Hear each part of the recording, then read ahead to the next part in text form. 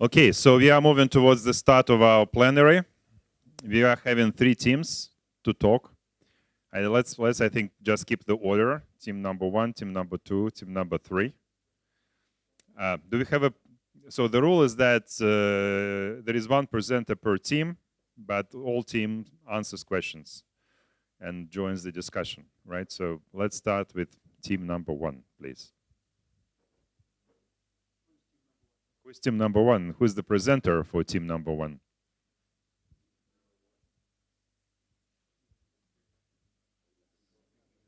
Team number 1.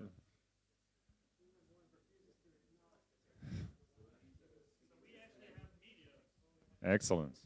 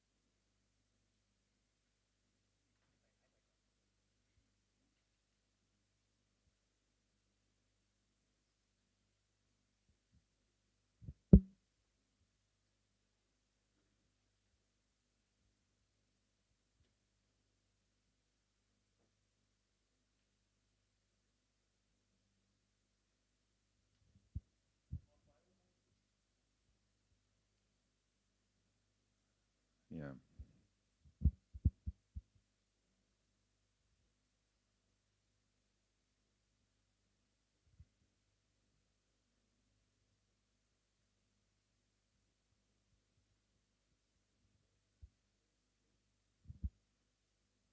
And who's going to present?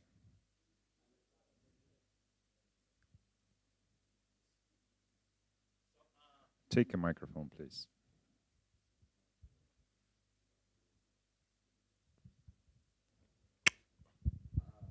It works.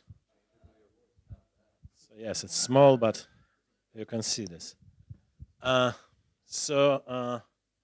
task was to discuss the possible strategies and possible ways to implement the teaching of critical thinking, if it's possible, into the classroom. So we had a long discussion. We started from, we used some practices. We started from the free writing, trying to define what critical thinking is. So after this, after a series of free writes, we put some keywords on the flip chart, and then I just combine these keywords into some word cloud, and maybe unexpectedly, we have this self component in critical thinking. It means that critical means critical not only in relation of some text or idea or something, but critical, the critic direct to the thinker himself. So it's metacognition, it's reflection, it's subject, and other things. Then we try to create and discuss some list. It's just a draft, some list of recommendations of some particular ways to implement critical thinking in the classroom without some dependence to the concrete topic, so kind of universal assignments. So, and I think that so we have two reports from our group, and the first one about what critical thinking is and which learning outcomes we expect from our assignments, and the second one is some examples of particular assignments and strategies. So Lucas will present the first bunch. Yes. So when thinking in the framework of instructional design, you always need to begin with the intended or anticipated learning outcomes, so we couldn't avoid the definition of what critical thinking is. And what we did was to split up the overarching intended learning outcome, the capacity for critical thinking, in three subcategories. So we have competencies, we have a certain epistemological understanding of knowledge, which is a very important component to critical thinking, and a value aspect, which are on different dimensions as learning outcomes. So maybe we'll begin from that side. We believe it's very important to develop, to go beyond the naive understanding of the nature of knowledge as something absolute, to develop a certain epistemological humility. We need to have our students understand that the world is too complex to have definite knowledge, that our rationality is bounded, I was speaking about that in the morning, and that therefore all knowledge needs to be provisional. I think that's a very important component that needs to be embodied in all teaching at university. This list of competencies is probably not exhaustive, but we've tried to identify competencies that are important to try to develop among students. That relates, for example, to being able to apply the principles and criteria of logical thinking, being able to work with propositions, deductions, induction, making arguments explicit and distinct, having judgment criteria to apply to arguments, being able to reflect about your own thinking, so that has a component of metacognition. A social dimension, listening to and understanding others, changing perspectives. An awareness and attentiveness to the distortions inherent in all human thoughts, or the dangers of distortions that relates to the heuristics and biases that I was speaking about this morning. Problem solving is a key component of or dimension of critical thinking. Being able to define a purpose or a problem, defining assumptions you're making, deducing solutions, describing implications and consequences for the area in which you're working. making explicit the questions and frames of reference in which students are working, and evaluating evidence under uncertainty, because all conclusions are preliminary and are happening under uncertainty, so students must learn how to endure that uncertainty and still come to conclusions weighing different sources of information. Can we please scroll down? Yes. So if this is more like a skill or competence aspect, then this is an epistemological aspect. Critical thinking also has a value dimension that is independent or orthogonal to those. And a core issue here is the term agency.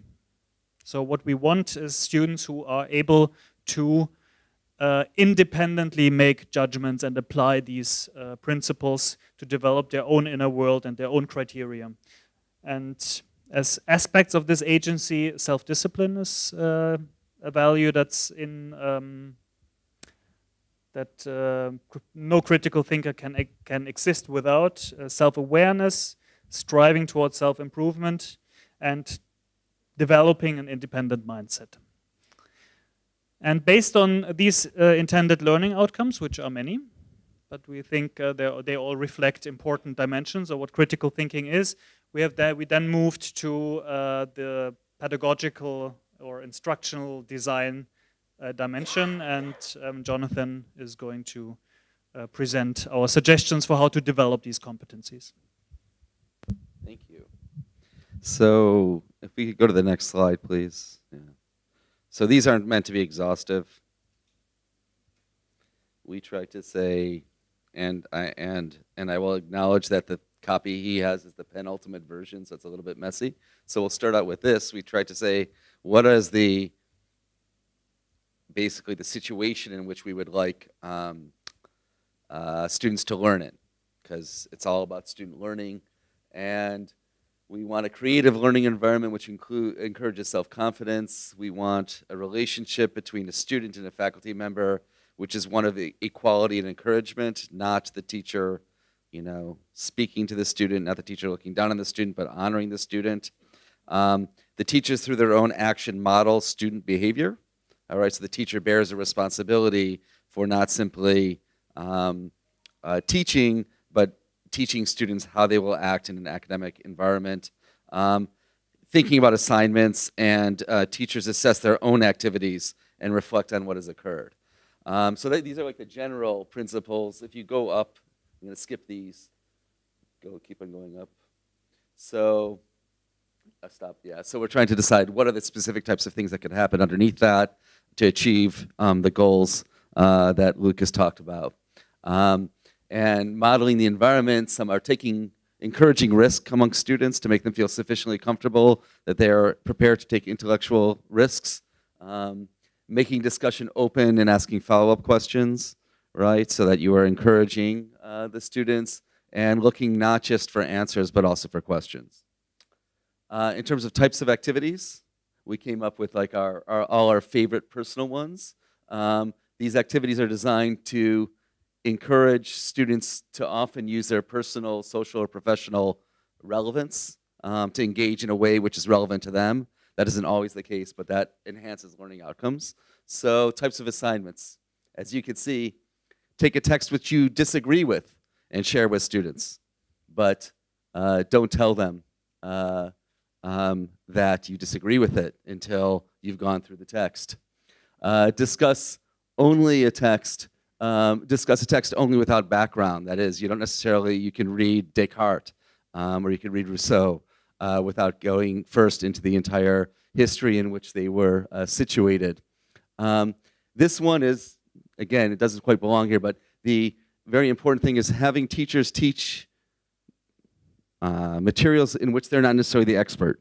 And here I could say both at Bard and at Smolny, and I think at AUCA, we have a first-year seminar where teachers are reading great books, but it might be a physicist, right, teaching Plato, who hasn't read Plato in a number of years, but that democratizes the classroom, right, because they are reading the text maybe for the first time in a long time, and that is empowering the students to think, I could think about this text too. I could own this text. I could own my ideas.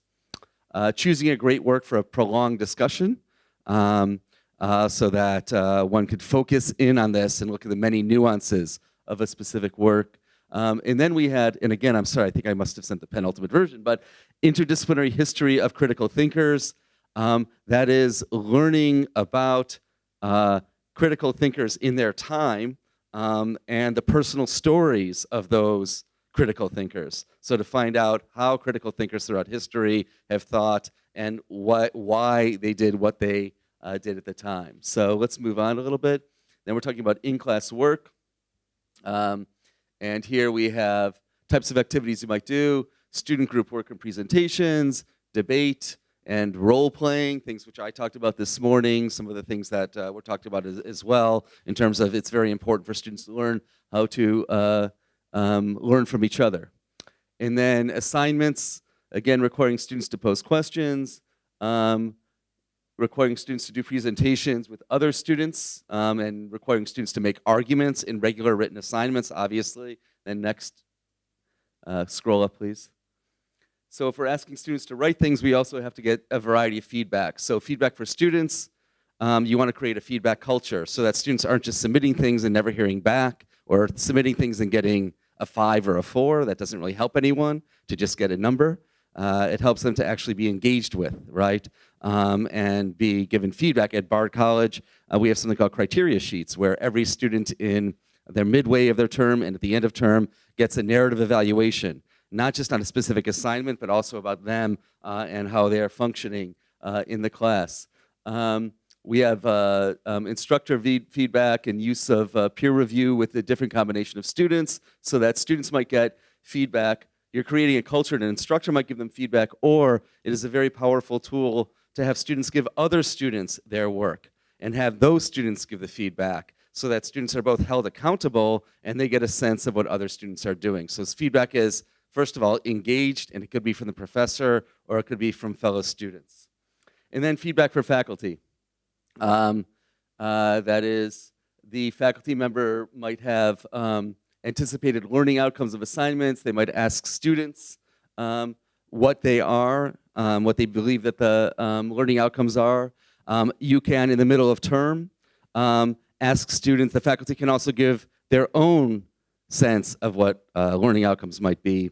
And in the middle of term, they might ask students to evaluate whether they're achieving those learning outcomes. And then finally, on a daily basis, this is an article, Lucas talked about this, and in Light's book on the history of Harvard, there is an idea that on every class, a teacher can give student a form to say, what have you learned? What didn't you learn? What might have happened differently? What would you like more of? So if we're willing to expose ourselves in that way, we might become better teachers, and also model the behavior where students don't fear the feedback from a professor or their fellow students, but they see feedback as part of a normal loop of activity. Then we have the attack biases at the bottom. We'll talk about that tomorrow, I guess. So that's it. Thank you. Thank you. And we had a word cloud. I want everyone to know that. Those other groups who did not have a word cloud, just remember that. So let's ask questions to this team. Dara, Timur. Okay. Well, you can. Yeah. So here's a question of a person who is slightly confused by a presentation. So say you are in a class and you are discussing the text which you personally disagree with, and students don't know it. And how does that result exactly in self-reflection? I mean, what's the mechanism? How do the activities you're proposing get reflected in the real change? In terms of critical thinking. So I'll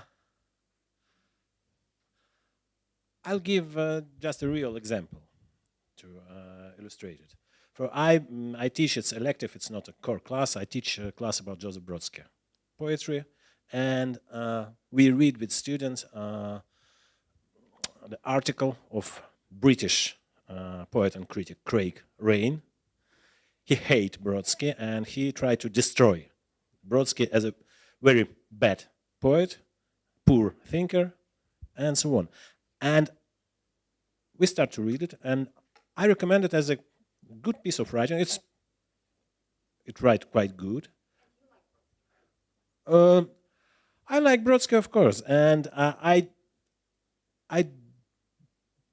did not agree with Craig Rain, but not because I like Brodsky, but because his arguments, have serious lacks.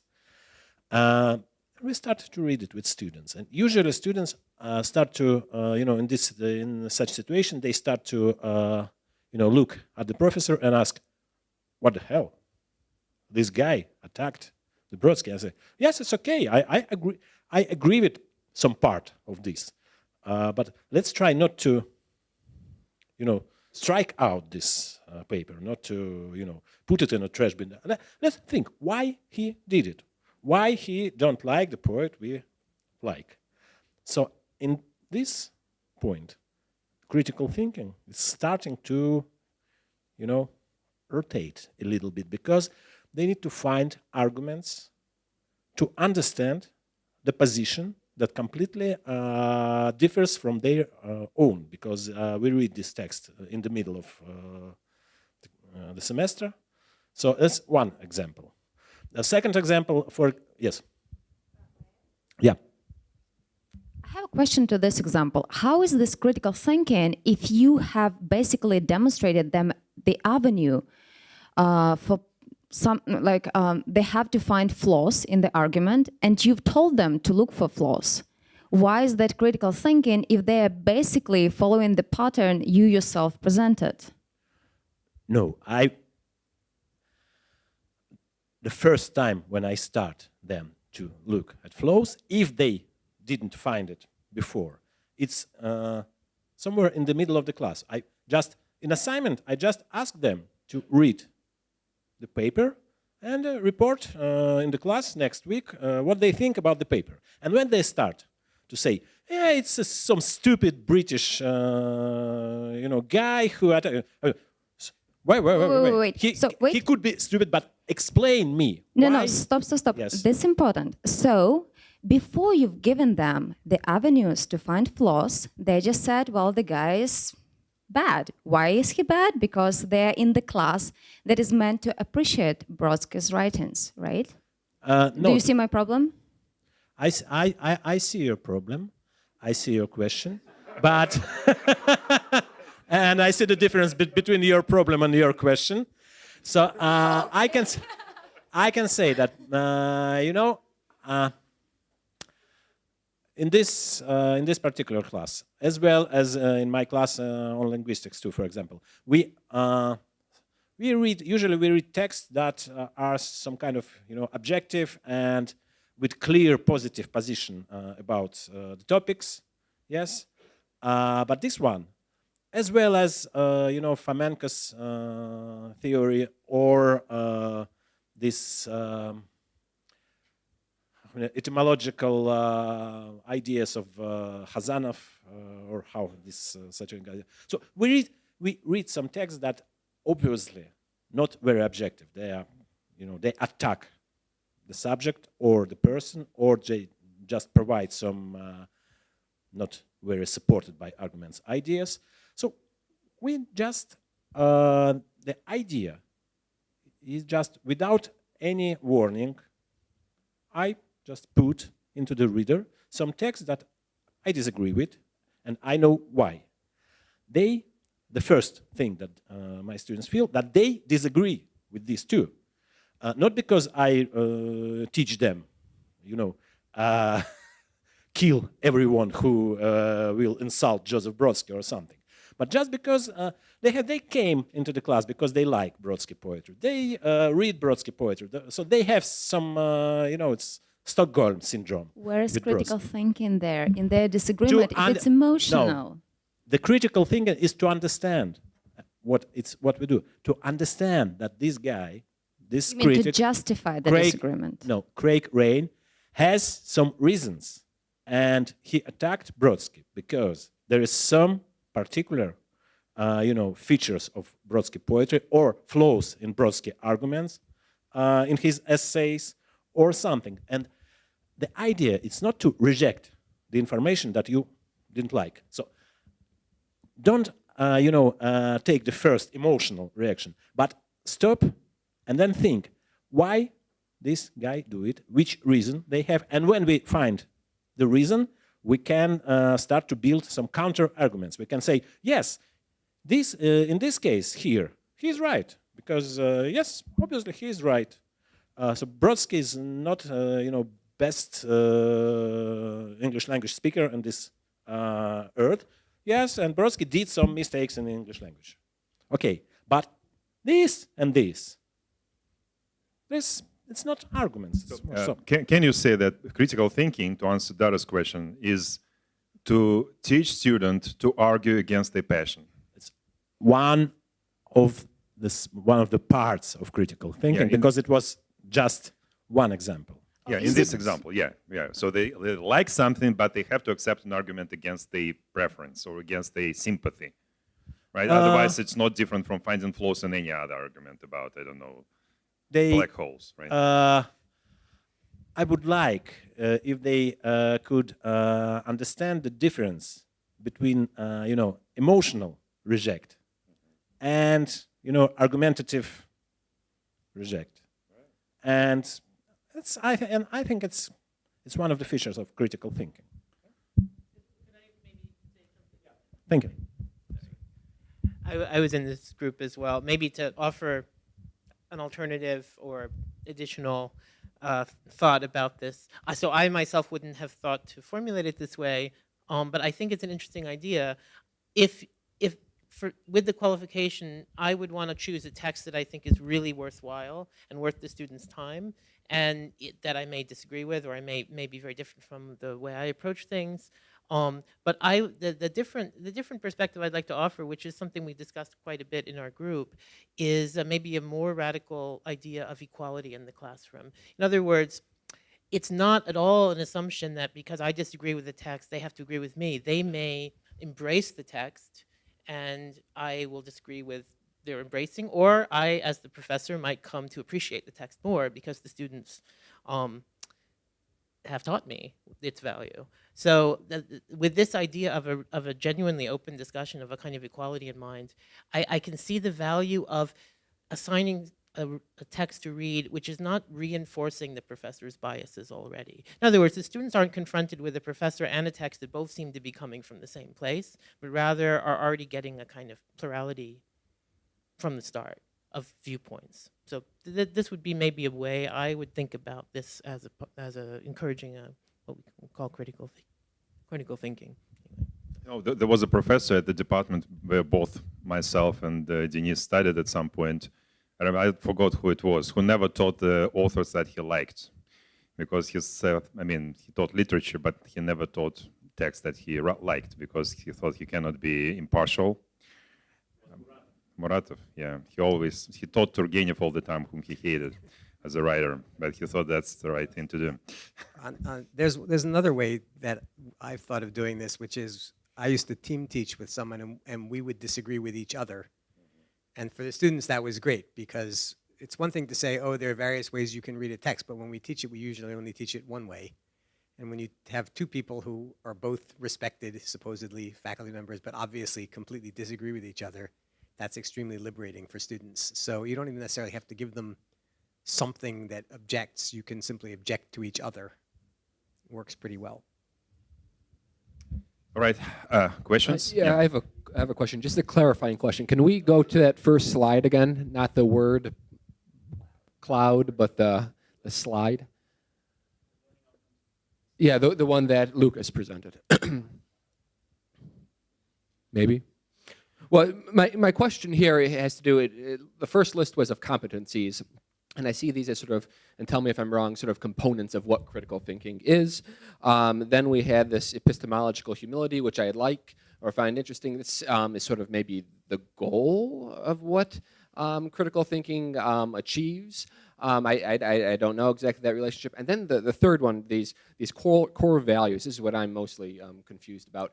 Are these values that critical thinking is supposed to produce, or are these values that are necessary for critical thinking? And maybe it's a combination of the two, but this agency and self-reflection, then you give a list of four.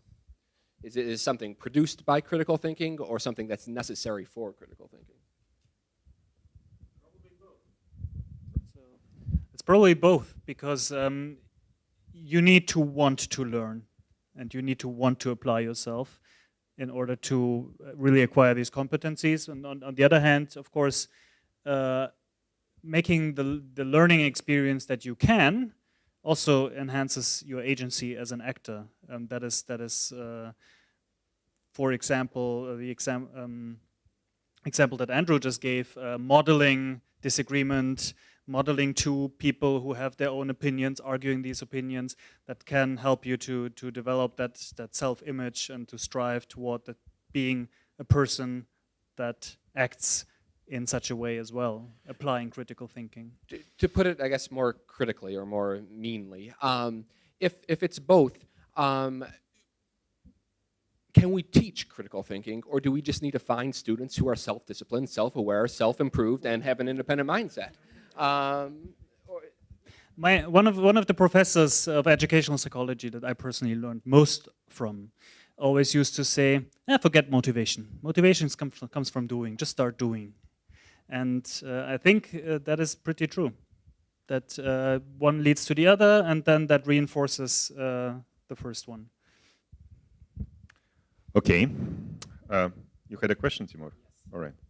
So basically, I have two questions concerning your democratization thesis. So first question is, how do you get to choose the texts that are thought of, representing this notion of great books? This is question number one. And the second question is, if you really strive for democratizing the classroom, then do you really think that making a physician or a chemist teach Plato is the best idea to do this? Because for me, it seems that this whole notion of democratizing the classroom in this way really disguises simplification of things and making, this McDonaldization of culture and making things very simple, very shallow, and reducing very complex philosophical notions and ideas to some very simplistic, understanding. So this is how I see it, basically. So I'll take. Well, I'm partly responsible for the great text bullet point being there. So let me say, I was thinking, or let's say, we could when I proposed this, in the discussion initially, I thought of it as something controversial, and we discussed this. So the controversy, of course, is who decides what a great book is. So the reason I would make the argument, the reason why you would choose something great wouldn't have to be a great book, great work of art, or a problem, an idea that is worth discussing, would be to have a sustained discussion, maybe a discussion that could last the whole semester or part of a semester, and that the work that you've chosen is inexhaustible. And what I mean by that is you've chosen something where you're not going to come to answers, you're not going to figure out everything that's there, you're going to continue to ask new questions. So that's the idea behind it. And I think the difficulty, of course, is deciding which, what makes a work great, because to some extent that's a matter of opinion. And I think in a way, and I don't have an answer to that, but in a way I think that the second point you raised, the democratization, can play into that.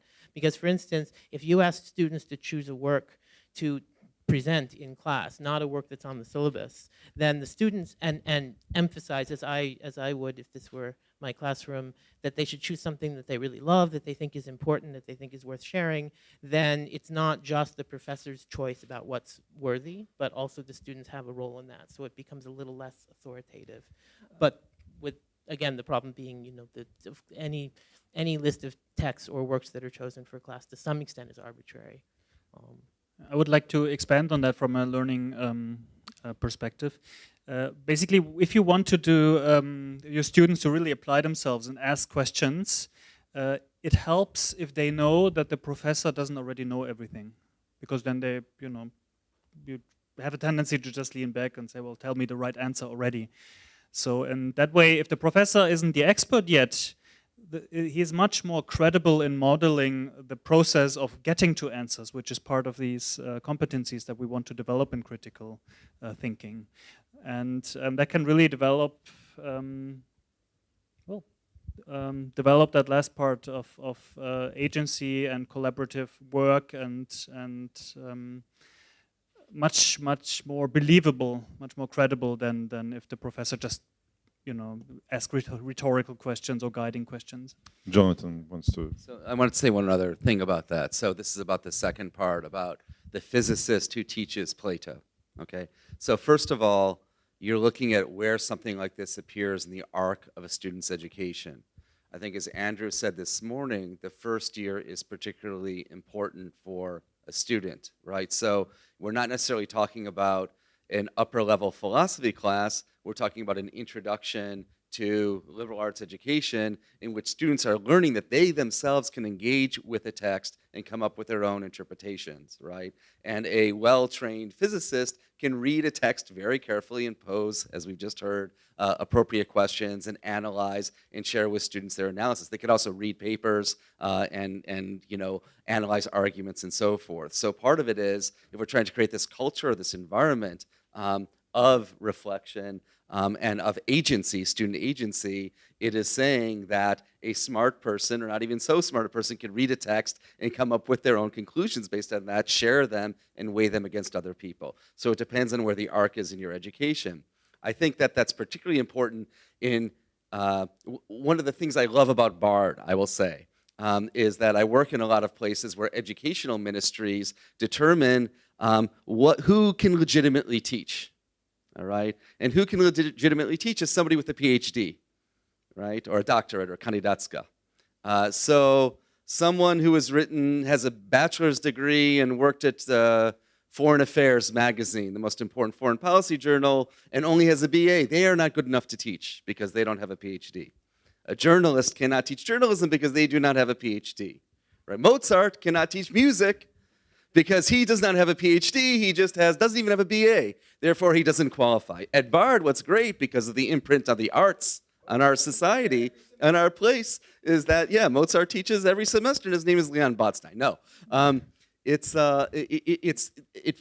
belief in the professionalization goes way the other way and takes away really interesting, fascinating minds who know so much. And because they do not have Dr. Kandidat Nauk, whatever, before them, they can't teach. So I would take it in that direction as well, and it's important to bear in mind that we can learn from many different people and environments, and especially at the start of the education for doing what Denise said. What's really important about what he talked about, I think, in a way, is people assume that what you assign them is what you believe, right? And by assigning them something that they don't believe, or that they might be critical of, or that some students might agree with and others disagree with, you're beginning to empower people and create the goals that we've articulated in the slide that's no longer up there. Jonathan, if I could add, can I just add something quickly? Because I think this is a huge concern you raise about lowering the quality, right? Democratization as lowering the quality. I would want to argue it does the opposite, and I think it's a sort of a follow-up to what Jonathan's saying. So just to try to say this very briefly, I think there's a huge difference between a classroom in which it's democratized because sort of everything everyone says is okay and not really examined carefully, and one in which there's a sense, say, where there are constantly follow-up questions, where there's a sense that students are being asked to give as much as they can. And I would that kind of democratization is more like the students should be working as hard as the professor is. In other words, giving as much of themselves so that it's not that they're passively receiving something from an authority, but that they are contributing to the education. And the hope would be that that would actually improve the quality of the work in the sense that all of those minds in the room are contributing to the discussion. But that only works, of course, if the students are constantly challenged to push themselves. It can't be. May I ask a question to this discussion? So maybe it's for Jonathan. I'm not sure you read The School and Society by Illich, but his claim was that we are in this ideological framework of higher education, which should just be united into communities of reading, where every person would teach the other people and they would learn one from another, and that peer learning could replace higher education completely. So the question is, in your system where it's so democratized, why do we even need universities in the first place? So let's divide democratization in a few different areas. Again, in my answer, I'm trying to speak to the first year in particular, right, where you are building up knowledge, right? So is that possible? Maybe. I'll read the book and get back to you. Okay, that's my first It's answer. a bad book. My second, well, okay, but I didn't know that, so no, in any event. But in our system, it is not so democratized that like the jazz instructor is not teaching physics 400, okay? However, right, so the person who teaches music and jazz is not teaching an upper level physics class. We are talking about in the introduction to the system of education in which we are conveying to people that they have the capacity to read and analyze on their own rather than just hearing what the professor has to say. The fact that they are studying with a professor has added value, right? So that doesn't mean that there is no knowledge along the way and that there's no expertise. It is that at certain points in the education, our understanding of expertise is wider than in other areas. And I speak about things like expecting people to have PhDs and so forth because that's a reflection of the same thing, right? The scope of people who can provide feedback, can run a classroom, can encourage students to read and think and so forth is wider than I think is often given credit for. In the very act of someone who is not an expert in philosophy, that they can read Plato and they can go, and we do other things, by the way. We do have lectures for them, and they do outside reading, and they're prepared for the class. It's not like we take the bus driver off the street to run that. We take teachers who are teaching in other environments in the same milieu to do that. And again, if you're talking about agency, giving a student agency, empowering them, convincing them that we heard this morning about the sciences, I think, right? That you have to wait 5 years till you can enter a lab and do your own research because that's what it takes. I don't believe that's true, right? And I believe part of the learning process is getting someone in the lab early on, just as I believe part of the learning process is encouraging a first-year student that, yes, they can reach Plato, yes, they can reach their own conclusions. They don't have to sit there and listen to what I, as a PhD, have to say and then repeat it back to me. They can do that, and that has a huge value in its own right.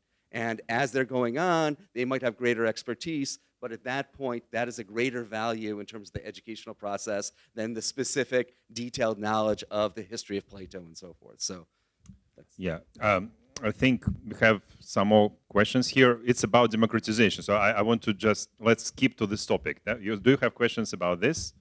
Irina? Yeah, okay, so Irina was the next one. Okay, can you use the microphone, please? My question is addressing the first part of the presentation, dealing with competencies.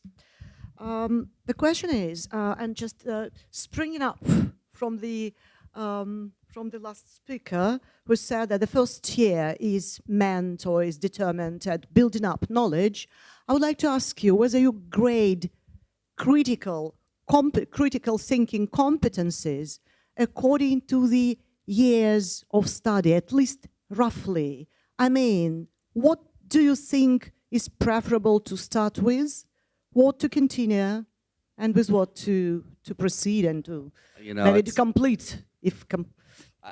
Look, there's a lot of different paths to outcomes that we want. We begin with something which I think goes on here and goes on at AUCA, which is something called Writing and Thinking, which is for us is a 3-week program in which we only have our first-year students present, in which they are reading texts and using several different writing techniques to empower them to have voice, right, and agency, which is what we're talking about. That's before their whole academic life begins, right?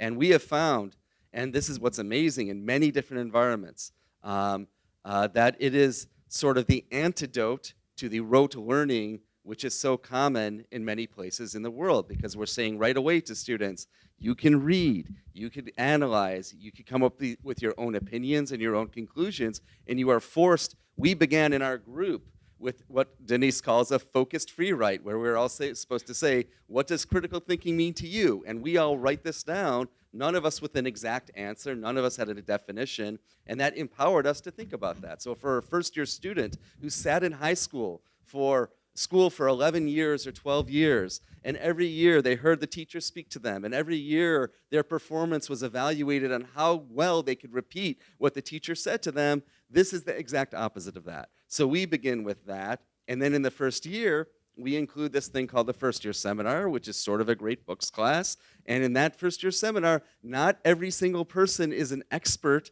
on the theme, all of the themes that are covered in that first-year seminar.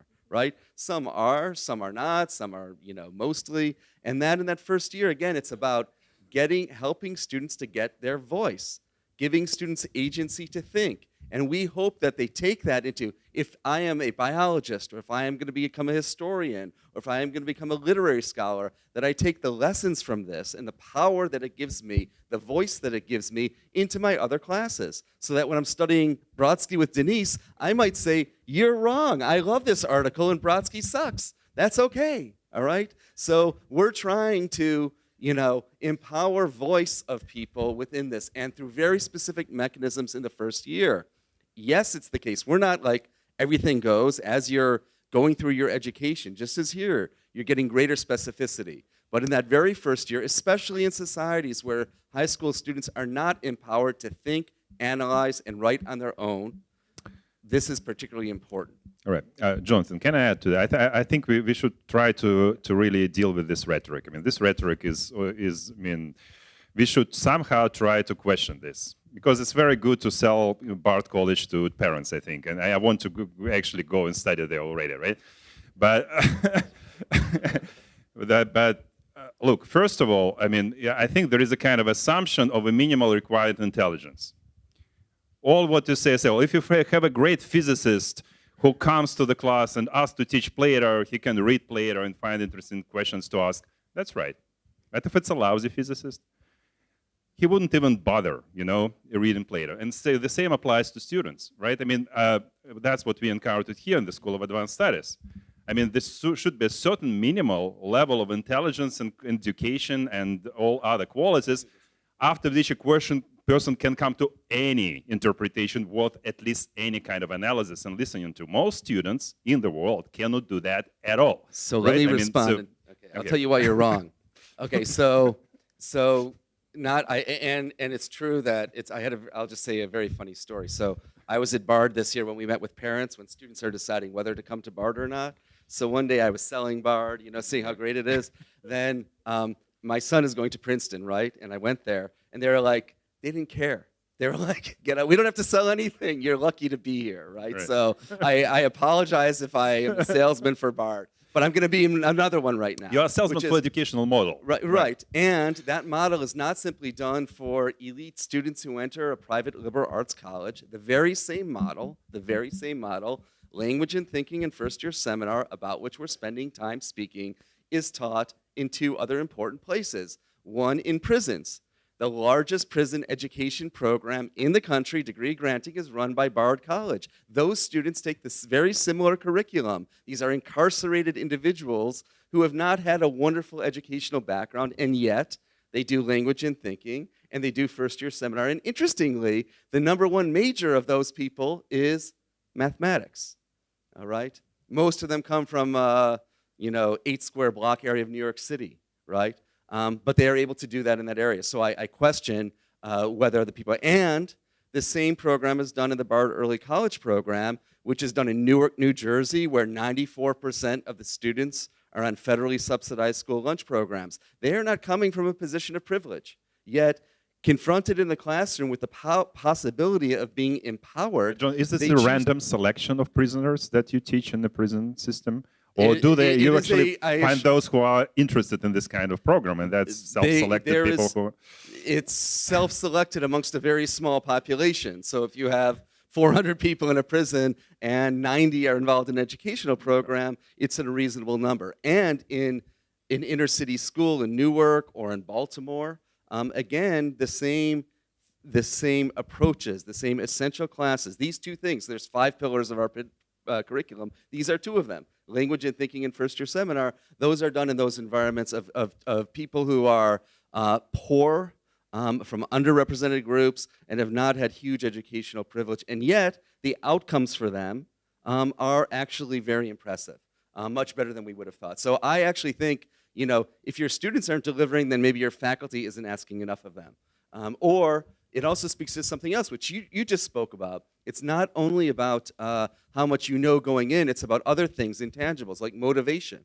How motivated are you to learn? That might be more important than how well you do on a test. So when you're choosing admissions, maybe you need differentiated criteria in that regard. Okay, Andrei had a question. No? Isaac. Yeah. I like the idea of agency. I just want to make clear that I think that you know, everything is interconnected in a person, in a learner, in the classroom. But if you are talking about critical thinking, I would suggest to leave the agency outside of this discussion. That's again, that's very important topic. But I think, and again, that's my personal opinion, that at least in Russia, we have such a low level of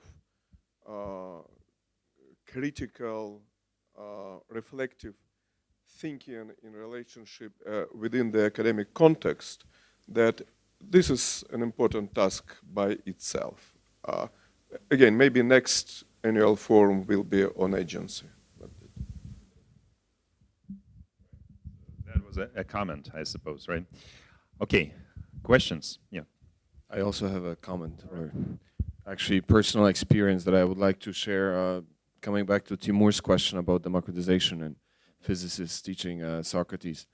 So I remember when I attended the greatest liberal arts institution in the world, the University of Chicago, I had to go through their core program and had to take classics of social and political thought. So of course we started with Plato, and that course was taught by an American-born political scientist whose knowledge about ancient Greece was probably equal to my kind of 4th grade Polish middle school knowledge. I mean, it was pretty much non-existent. And what I would like to emphasize that it had, I mean, this kind of, you know, as soon as I discovered that it was the case, then it kind of had a demotivating effect on me. Especially when I compare it to another quarter that I had with a German-educated professor who, with whom we read Martin Luther, and he was just, I mean, he had received, you know, the best classical education you can in comprehensive education in Germany. And when I was sitting in that classroom, I was just, yes, I was more on the receiving end. I was just kind of sitting and, like, you know, admiring all the knowledge that he had at that time, but that also had an incredibly motivating effect on me. I was thinking, wow, one day I want to be like that guy, just be able to, like, within a fraction of a second, think of a historical reference or an analogy that happened in that period, or just, like, out of my head talk for half an hour about things that happened, you know, 20 centuries ago. So that had a really, I admired people who had this enormous knowledge about the topic they were talking about. So we should not discredit completely the classical education. It's just my personal experience. I have a very good example, because at Smolny we have a good special. We have a few good specialists in ancient Greece, but we have very good specialists in some, you know, in old Greek comedy, and she doesn't teach first-year seminar because I never approved her for one reason. So I prefer some, physicist or psychologist, and it was, who, of course, knows something about old Greece and read something about it, because he is involved in the topic. And this person, when she, read lectures about old Greek literature, she literally read lectures. She come by with her book, a good book, opened the book, and started to read it for 90 minutes. Then stopped, closed the book, and delivered. Is she a good specialist? I think so, because I'm not a specialist, but the experts said that her translations from Old Greeks are quite good. Is she a good, professor to teach Plato in first-year seminar? Obviously not, despite he knows about Plato much more than other guys. But so this is not a question of specialization. It's a question of person, of charisma, maybe of qualification or something. So Okay, Andrew wants to respond to that somehow. This is a useless discussion. I mean, Yeah. of course there are people who are specialists who are terrible teachers and who can't. Well, of course there are people who are terrible teachers and great specialists. Of course there are people who are not specialists and can do a great job. I don't think anybody's arguing about that. The question is, how do you try to get students to feel that they can engage with material, right? And I suspect that there are great specialists in Plato who can sit and teach the Republic to students and nevertheless get beyond the fact that they're great specialists. And I expect that there are physicists who can do it. And I expect there are lots of people who can't do it. More of the question is, how do you get someone to do it, right? So I don't care what their background is. You have to work with them and make them understand what you're trying to achieve, right, in the classroom. And I completely agree, it makes no difference whether they're a specialist or not a specialist, but there has to be a certain attitude to what they're doing.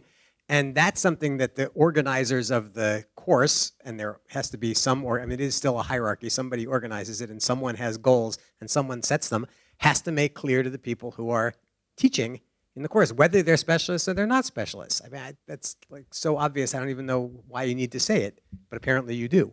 Well, can I add, I think there's an aspect of this that's not just the banal part of the conversation. I want to come back to the first comment that was made about teaching the Republic not knowing ancient Greek culture. I mean, the case I would make for that has to do with, first of all, how we read text. So if we're doing very close reading, what we're doing is looking at what's in the Republic. And to some extent, and I say this actually as an art historian who has taught a course on the Republic, so I know this from experience. It was way outside my field. What we're doing is asking people to look closely at the text itself, and if we as professors are also doing that, rather than bringing in knowledge of the historical context, that's a kind of modeling for the student. Even if I happen to have the expertise of that historical context, I'm not going to talk about it in the seminar more than necessary, because that, I think, has a tendency to shut down discussion, or at least the kind of discussion that I think talking about with liberal arts. The other thing I would add. So, for instance, just to make this clearer, of course, Plato's Republic is not in a vacuum, but it's a question also of what we're putting it into relation with. So, for instance, Plato's Republic is in just as exciting a dialogue with a text by Nietzsche, who's a great reader of Plato, than it is with any other ancient Greek text. So someone that knows Nietzsche might bring something to the reading of the Republic that an ancient Greek person wouldn't. That's just to give one example. So it's really a question of what we're bringing to the text itself, and I don't think it has to be expertise as it has been defined by the traditional academic disciplines up to now. It should certainly be some kind of serious engagement. The other thing I'll just say quickly, I actually co-teach a course on Renaissance painting with 3 or 4 people, none of whom have training as art historians, people in the history of science, people in philosophy, people in political theory, and they all teach paintings. And something happens in that course that doesn't happen in an art history course. And this, I think this is a larger question about the liberal arts. if you get outside of the disciplinary boundaries that most or all of us have been trained with, it is possible to open up, both for ourselves and for the students, I think a broader conversation. So that would be, I think that would be also the argument for going outside of specialization, because it allows people from really different backgrounds to teach together, to challenge themselves. And I think if you're challenging yourself as a professor to go beyond your own comfort zone, your own boundaries, the students will respond to that in hopefully doing that as well. Yeah, thank you. But I think our conversation has been circling around the same topics for a while now, right? Now, I have a question which is a little different questions. Do you guys have a system that can actually be used to recommend a teacher to use specific techniques among those you mentioned in a specific situation? Because, I mean, right now your presentation looks like, well, this is a kind of 1,000 techniques. All of them are very cool and interesting and useful, and we can use them to develop critical thinking. Fine, right? But I think will be much more useful if you could say, well, if you have a particular situation in the classroom, particular kind of student with particular problems, these are the 3 techniques you should use first, and these are the 5 you use after that. Do you have any system like that, or does anybody have it? Yeah, that was just showroom example. If you want to buy, we sell, and we'll explain. No, I mean. So you have it. You just don't disclose it for free. You know, we like many places. No, I mean we like many places have a number. We place a huge emphasis on teaching. All right. So let me just say one last clarity. I value expertise. I'm not saying expertise isn't useful. I'm saying it's not always the most important thing, especially at certain points. For our class and first-year seminar, there is faculty are selected, they're interviewed, they're tested for things like motivation, interest, and other things. The types of assignments that are created are very specifically designed and discussed by people who work more in pedagogical areas. So a lot of thought goes into that. And we have workshop for faculty on course design, on feedback, on writing assignments and other things, so that we're actually spending a lot of time thinking about the things we talked about here in deeper ways, right? How you're constructing a syllabus, how you're constructing an assignment, how you're giving feedback on an assignment, because that's important. Right? Whether you're the smartest person, sometimes the smartest people in the world who know the most are horrible teachers, right? And maybe you can help them to become a better teacher, right? So the answer is, for many of these things, we have specific means of helping them to become better teachers. And we evaluate and look at the nature of the evaluation and decide maybe we get it wrong, as Andrew said. Maybe we've assigned the wrong physicist to teach first-year seminar, and we have means of getting feedback to decide that doesn't make sense for the future, that they should only teach physics, right? Okay, right. And my follow-up question is there any progress in the field in the past 50 years? I mean, could you give exactly the same presentation 50 years ago?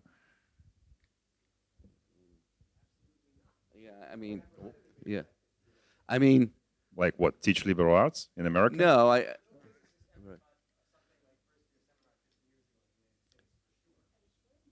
Well, I would say that let me give you an example of where there's been progress. For example, so when I studied in the United Kingdom, I would take a class and I would be given, here's a class and here's a list of books to read. 25 books. United Kingdom. Yeah, you told us, when you gave a lecture here, that you came from a very different tradition. Yeah. But what about University of Chicago? Has it changed much over the past 40 years in terms of applying all these techniques to liberal arts curriculum? I don't know what I don't know.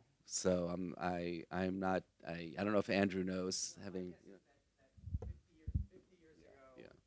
50 years ago at the University of Chicago, probably the people who gave lectures, and that's what they gave, were the special. So when they taught Don Quixote, the guy who was the specialist in Don Quixote gave the lectures, and when they taught Homer, the guy who was the specialist in Homer gave the lectures, and no physicist ever walked across the threshold to teach great books at the University of Chicago 50 years ago. I can absolutely guarantee you that. And 50 years ago, University of Chicago was the place where fun goes to die, and 50% of the people dropped out too. So there, I actually. I'm not saying that was a good thing. I'm saying what was. I had nothing. I have no comment on whether that was good, bad, or indifferent. I'm saying in response to Andre. But look, at least at Columbia, the core curriculum, literature, humanities, and contemporary civilization. Contemporary civilization is the oldest course, right? It came into its present shape in 1930s.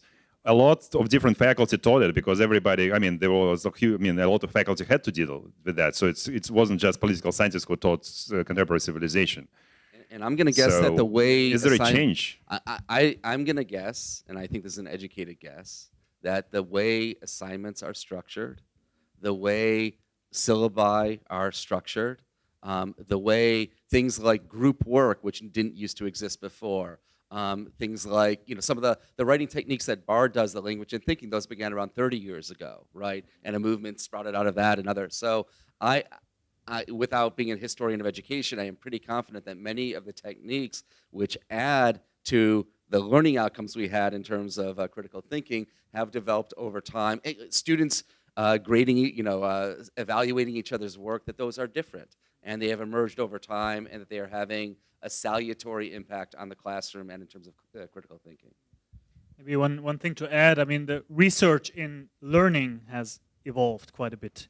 And there is this thing called global shift from teaching to learning, which is also being, which is not something that nobody ever thought about 50 years ago. But what is different today is that there's now a political agenda to push it, at least in the Bologna signatory states and in the countries where that actually has gained traction. That we are changing our approach to pedagogy. There's a lot more qualification for teaching for aspiring teachers. And I can at least say for German universities and for a number of European countries, that a lot of investment is taking place there, and there's really the qualitative changes that thinking is less around transmission of knowledge and more around construction of knowledge by the students. So thinking about the teaching and learning process from the perspective of students, from the perspective of intended learning outcomes, and that's, I think, something that that is indeed new. Yeah, I'm afraid we actually have to move on because we spent like an hour for a team. If we spend an hour for each team, we'll only finish at 9 something, right? Which is a bit too late. So does anybody have some concluding kind of remark or observation about the topic? And I remind that the topic of the team is the kind of the classroom, critical thinking in a classroom experience. Well, I think, I mean, these are ideas and principles that then need to be applied to specific topics and specific courses.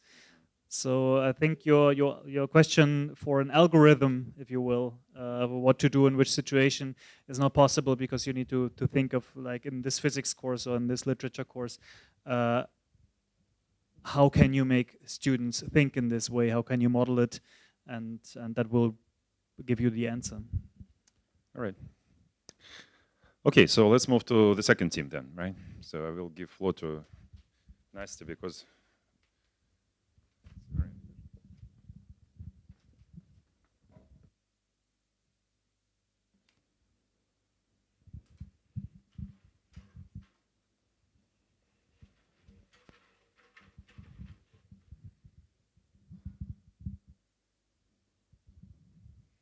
so I represent the curriculum team. What? I have a right to be on the team as well, sometimes. Right, so this is what we... But, you know, non-specialists do better jobs sometimes, as we know. So this is the level, right, that we concentrated on, this level of actually what you do in the curriculum in order to have the outcomes which include critical thinking, right? You kind of teach students to be critically thinking subjects. So we started with this kind of summary of the discussion we had over during the roundtable, right? And what we observed is that apparently there are kind of two approaches to what critical thinking is. And one is mostly analytical, logical thinking, and it involves some kind of detachment from the subject matter, disinterested observation, kind of scientific logic. And apparently this is something that artificial intelligence is going to be doing pretty soon. And critical thinking too is more about creativity, intuition, involvement, right? Ethical struggle. There are correct answers here, there are no correct answers here. Probably this is more human intelligence. It looks like more like STEM, and this looks like more humanities. And when we thought that really what is involved here is actually complications from this level. So this level is still kind of a fundamental thing, but then you complicate your logical thinking, logical reasoning with all kinds of considerations from the second part, right? But first thing first, I mean, first thing that should be established is that students can think, reason logically, right? Now, David came up with this list of fundamentals. That's the left side. We don't insist that this is exactly the list. It can be actually longer. It's from some textbook, or an article, right? Right, so it involves interpretation, analysis, inferences, evaluation, explanation, self-recognition. So you're supposed to be able to reason like that in order to reason, to think. But then in order to think critically, you are expected to reflect on each of these procedures, right? You don't just interpret, but you also think, well, what are the assumptions of my interpretations? You don't just evaluate, but you also are able to reflect on the grounds of your evaluation, and also probably discover that there might be different grounds from which the evaluation would be different, right? So, and also that's I think the issue, which is something that we cannot kind of prove convincingly, but we sort of feel that this is the right thing, that this type of reflexive turn should be difficult to do. That is to say, in order for critical thinking to start, you have to really be invested in a particular set of fundamentals and then make yourself drop them out and kind of distance yourself from a conventional way of thinking that you are used to. So if you don't care and you think it's simply say, well, if you use this analytical and blah, blah, blah, protocol, you will come to this conclusion. If you use something different, you come to a different conclusion, but they are all the same to you, then then you don't get from here to here, right? You kind of still practice kind of just logical reasoning and say, well, it depends on the assumptions. This set of assumptions produce this result, another set of assumptions produce another result, but you don't get involved as a human being. In order for you to get involved as a human being, you really have to believe in a certain protocol and then change this protocol in the process of your education. So if you assume this, they actually come to the curriculum. And I think it's here. This is the principle. What is we understand curriculum in a very primitive way. So there is a space of courses. These courses are clustered somehow, and there is some kind of protocols that students use to move from one course to another course. So from one cluster of courses to another cluster of courses. So there can be free choice. It can be some mandatory itinerary. It can be a combination of the two. So what we thought first that, well, in order to actually start developing critical thinking, you first need a student who can think logically, right? This is a kind of a starting point. And that means that either you have a student who can do that already, but apparently among our kind of first-year students, we cannot assume that it's already there, so you have to teach them to do that. So you teach them a class on some kind of form of logical reasoning and actually project that on some kind of subject matter.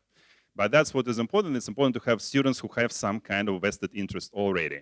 For example, you have a student who comes to the school with a feminist position.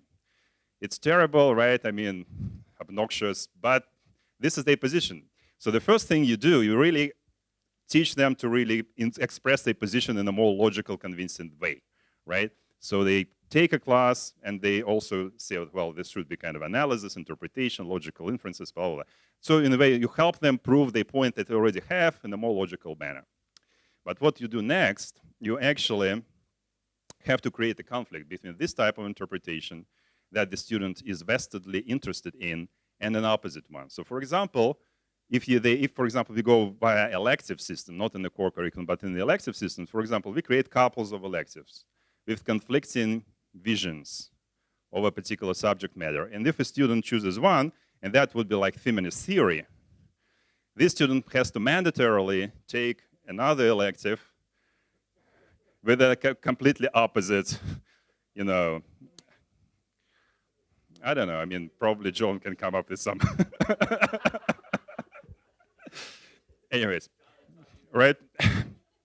And that should go through a set of couples, right? So you kind of couple up.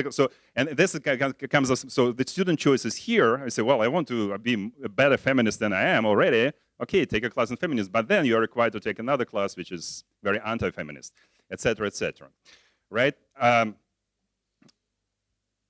So what happens here is that one set of fundamentals, right, which is kind of like here, is just exposed with another set of fundamentals, which is like this kind of diagonal, which is also logical, right? It also has assumptions, conclusions, evidence, blah, blah, blah, but they're different, come to a different conclusion.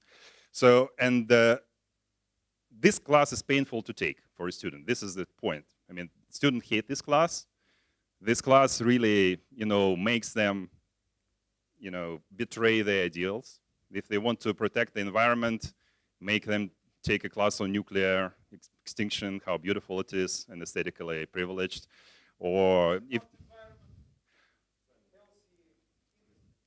heavy industry, or if they want to protect the world and make society better, make them take a Nietzsche class or something like that. So anyway, so you sort of create this tension, and then somehow, maybe it's the end of the first year, maybe at the end of the fourth year, somehow they take some umbrella class that allow them to reflect on these contradictions.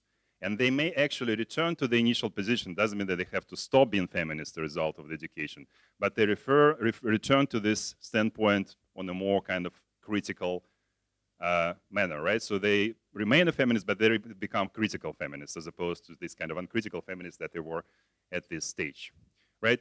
One advantage of that in terms of the development of the curriculum is that you don't have to assume that your teachers are critical thinkers. Because, I mean, you can do that within one class, theoretically, right? You can have a teacher, have two teachers, and you have the conflict in the class. But you cannot, you don't have teachers who are like that. You have teachers who have so you obviously need teachers who can think logically, right? Otherwise, you're in trouble, right? But you don't need to have teachers who can actually reflect about the kind of arbitrariness of their own assumptions.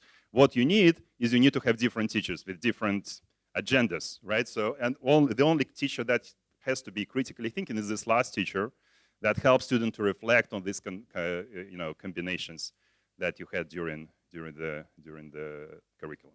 So maybe David or someone can add something to that, but it's pretty much what I was going to say. Any questions? Dara. Okay, so you want to just for this part that Andrew presented. Well, the position you mentioned, say pro-environment, is socially acceptable.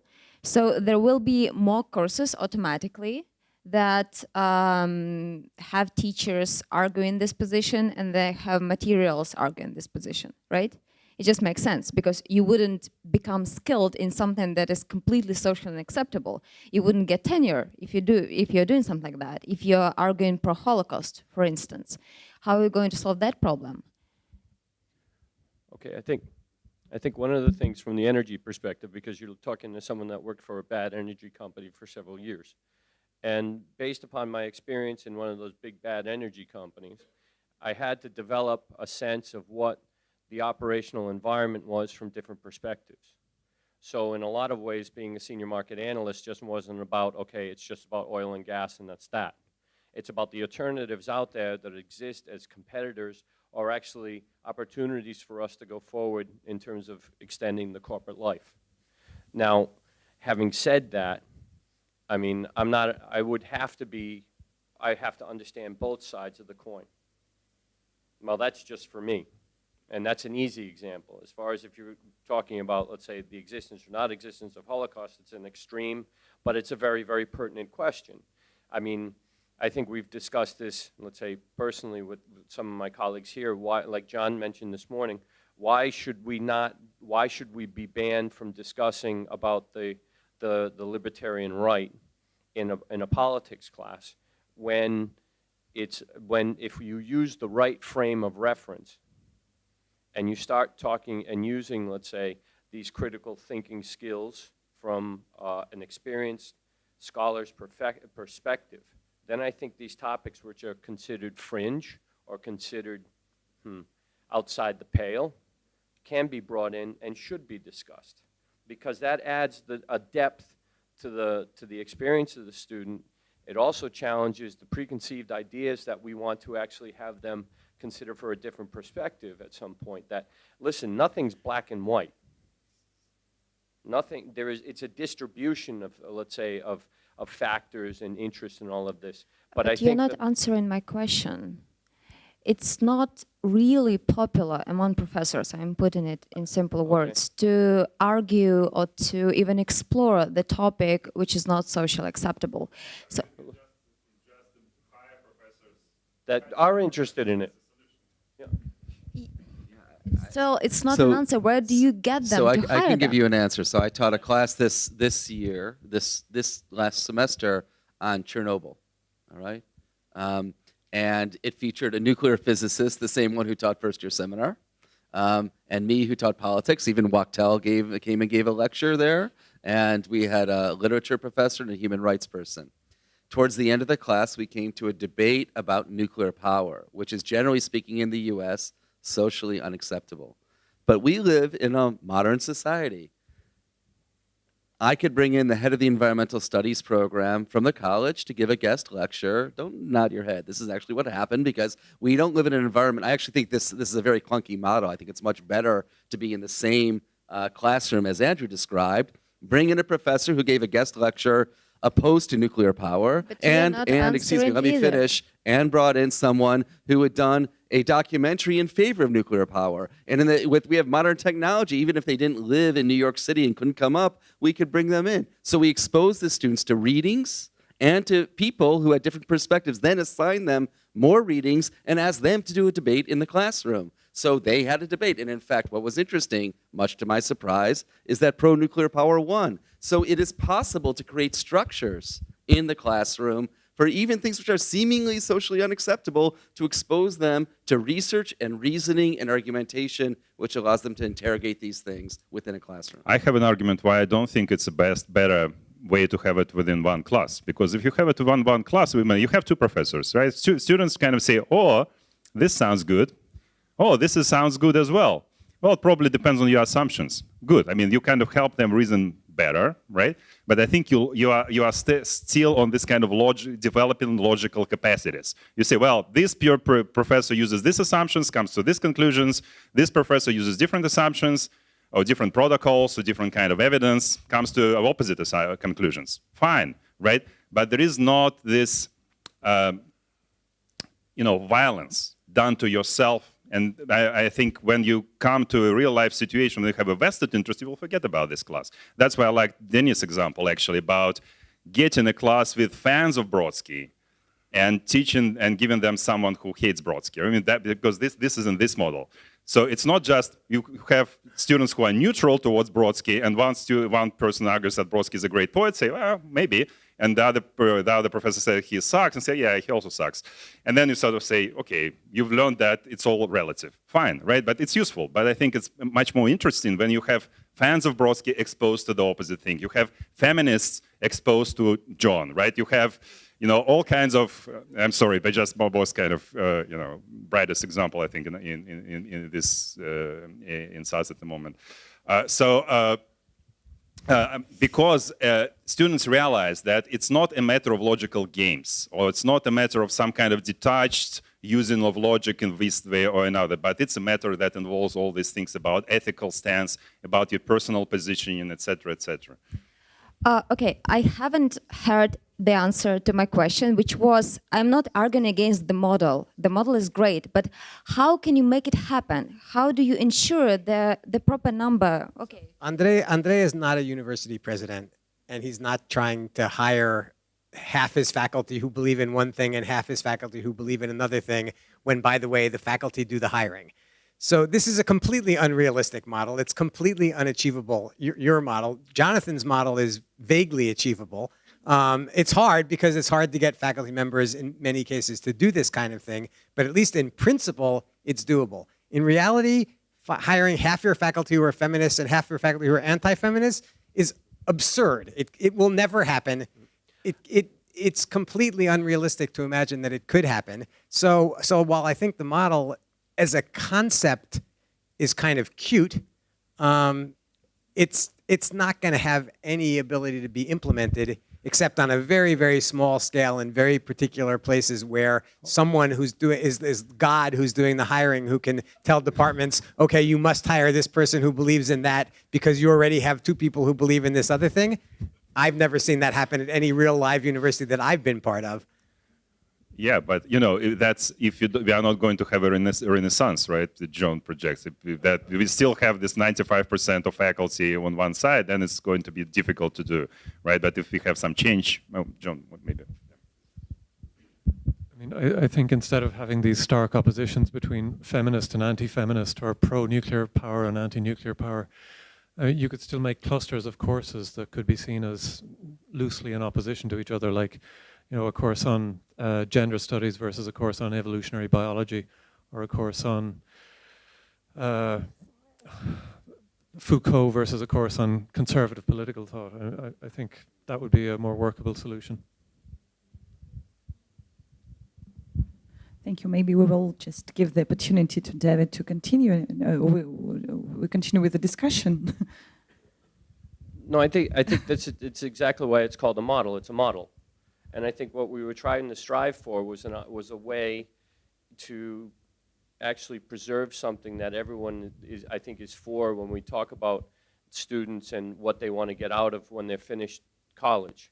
And that's preserving this level of passion and, let's say, we talked about detachment from something. I think it's actually giving them the skills to maintain their passion, but at the same point in time to argue for why they're passionate about something. And I think this is what we were striving for, because there needs to be this opposition. I mean, Andrei talks about violence. I think now that I think back to my own educational experience, there were courses that I hated exactly because there were positions, maybe not taken by experts, but there were positions given to me that really I just couldn't believe in them. I hated the professor for it. But then afterwards, I was able to actually sit there and say, okay, now I understand the position. Now I understand why this was done. And I think this is what we're, like, for lack of a better word, this is what we're groping for. And this is what we were trying to aim at when we were developing the model. And it is a model, that's all. Can I ask a question? Sure. Could we go back to that slide with the division of like human intelligence, i.e. intelligence? Kind of hardcore critical thinking and more humane. So I'm just curious, like, because Andrei said that you need to first kind of teach students and make them master the first set of reasoning skills so they can proceed to the second one. But what about students who come in and say, look, I don't accept fundamental logical reasoning, You give them an equation or a logical statement, if A equals B and B equals C, then A equals C. And they say, no, this is just, this form of formal reasoning is just a Western imperialist invention. I decline it, It matters whether I, feel or whether I have an ethical struggle with this sentence or not. Like, how do you even, because if I understood correctly, like your way to proceed was that you first make sure your students kind of both master and agree with the fact that we appreciate and think that logical thinking is important. And if they say, no, it's just my creative spirit that matters and everything else is. Okay, I think this is where I differ with Andrei's explanation of this. We were trying to identify at the beginning ideal types of sort of, let's say, the objective approach to a specific topic and a more subjective approach to a specific topic. So you have the subjective way of looking at things, and then you have the objective way of looking at things. And we were discussing that this is a distribution, at least for me, if you look at it, that there's a line that can be drawn between the two, but I don't think it's about teaching. It's about understanding what if you could say, each one of your students brings to the table. That we were trying to identify like ideal types that mix across these lines. And that what we were trying to do was trying to reinforce, if you've got someone who's very, very intuitive and thinks about things in a specific way, that it's also about augmenting or honing skills from a different perspective and bringing a sort of analytical perspective to what they do. and to say that there's worth in this as well. Because I think one of my things was that Isak was asking me before about how I feel about students when I was teaching in the University of Helsinki.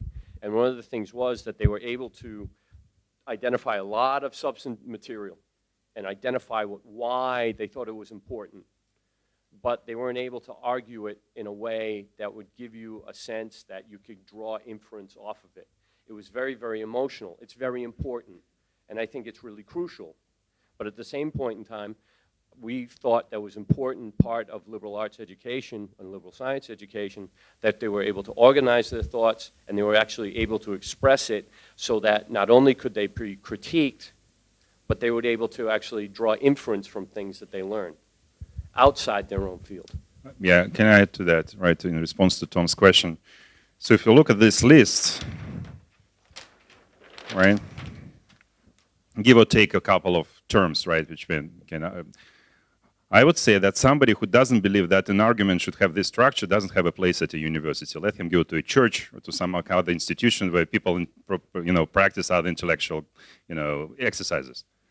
That's it. I mean, one thing that you can do, you can say, well, this is the reasoning how it goes, and then I complicate that and say, well, there is a power structure involved in the type of evaluations or in type of inferences, and you do a Marxist critique of all that, or you do a feminist critique of all that, or you do some other critique of that. But and as a result, you don't actually destroy the structure, you just change the protocols of particular stages here, right? You simply say, well, analysis should take this into account, which is ignored, for example, in science, and that's why science cannot answer humanist questions, and that's why social science is important, humanities is important, and you cannot simply believe in science.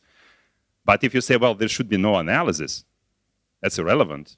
This is not a university, right? I think that when we talk about critical thinking, we need to say that, well, there is some kind of frameworks of an institution, of a university, where some things, intellectual things, don't fit.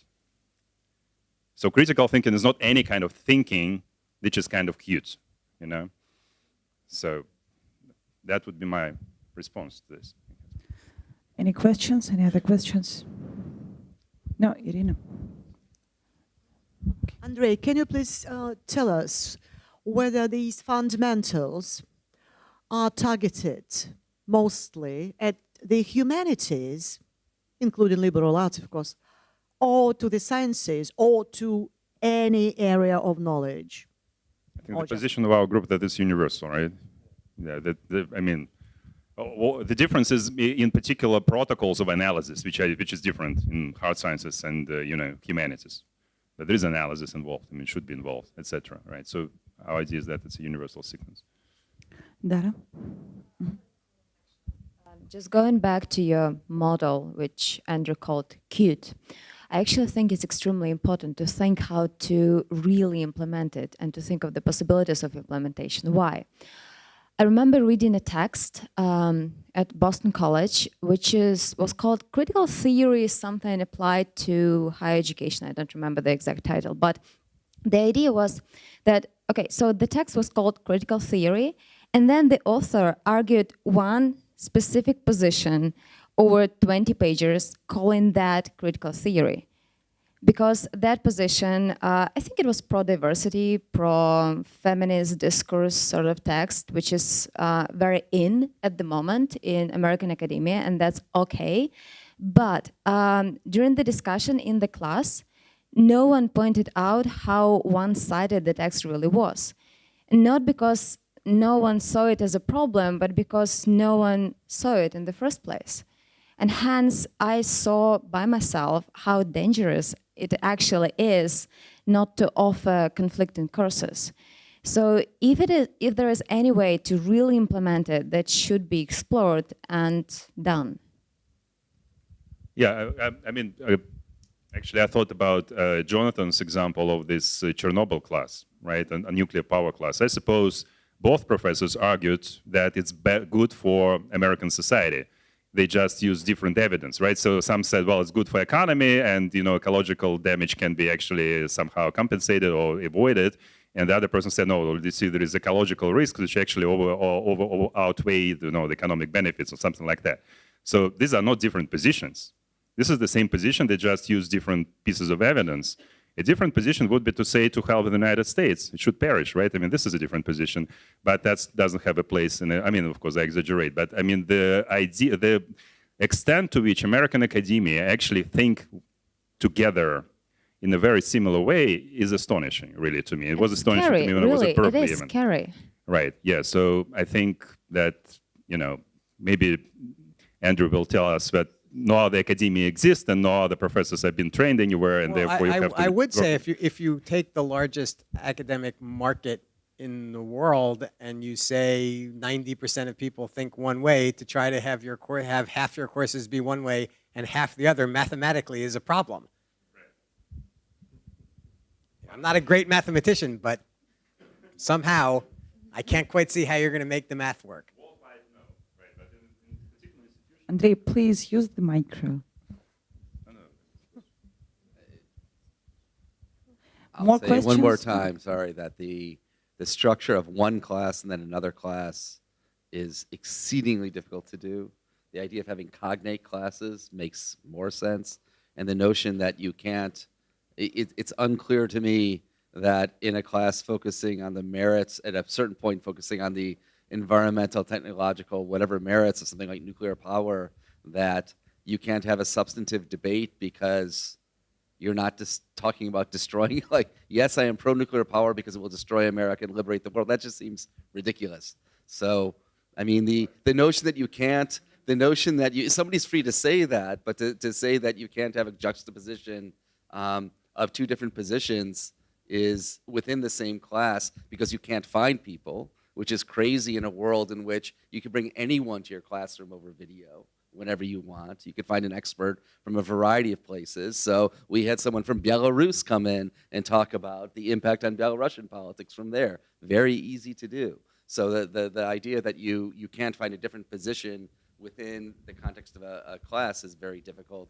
And it is not true, and I would encourage you to be more, think about creative ways to bring different opinions into the classroom, because I totally agree with the fundamental point that you do exactly want that.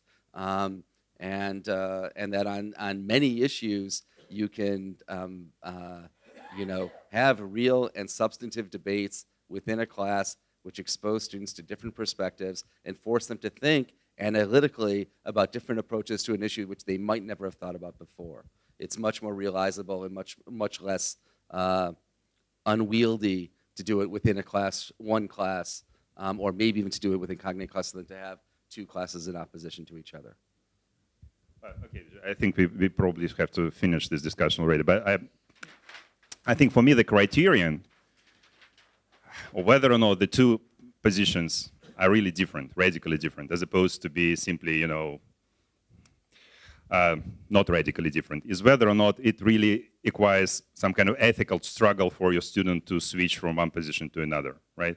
So in the case of nuclear power, somebody who was against nuclear power at the start of the class just listened to some argument that, contemporary nuclear reactors are really safe. They're different from those that we used in Chernobyl, and that actually other kinds of power actually do more damage to the environment than nuclear power, can change his or her position, right? And say, well, yeah, I really now realize that nuclear power is a good thing to develop.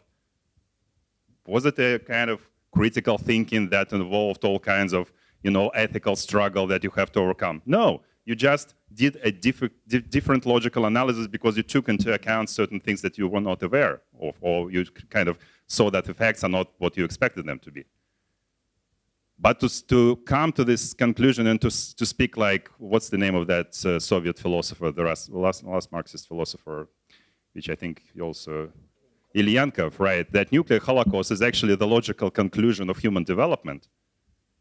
And that's the goal of the humanity, is to perish in nuclear holocaust. That really requires you to really change the way you think of yourself, think of the standpoint, even imagine this possibility. And that's a radical position, which is, I think, not usually present in a classroom, right? More comments, more questions? No. I just want to make maybe a quick, hopefully provocative comment. I think what's happening right now in the discussion is we're talking about value questions. In other words, not just different logical positions or different sides, multiple sides to an argument, but what do we value? What are the goals of the whole inquiry, and I wonder if we could think about critical thinking and maybe even liberal arts in the same way. In other words, we have our own assumptions of value to assume that this project is worthwhile, and that just might be worth considering. In other words, the fullest, it's sort of paradoxical, but the fullest version of critical thinking might involve thinking outside of that entirely. Thank you. So, okay, I give it back to you, and maybe you can continue. I feel better here, actually. All right, so we have the third team, please. So.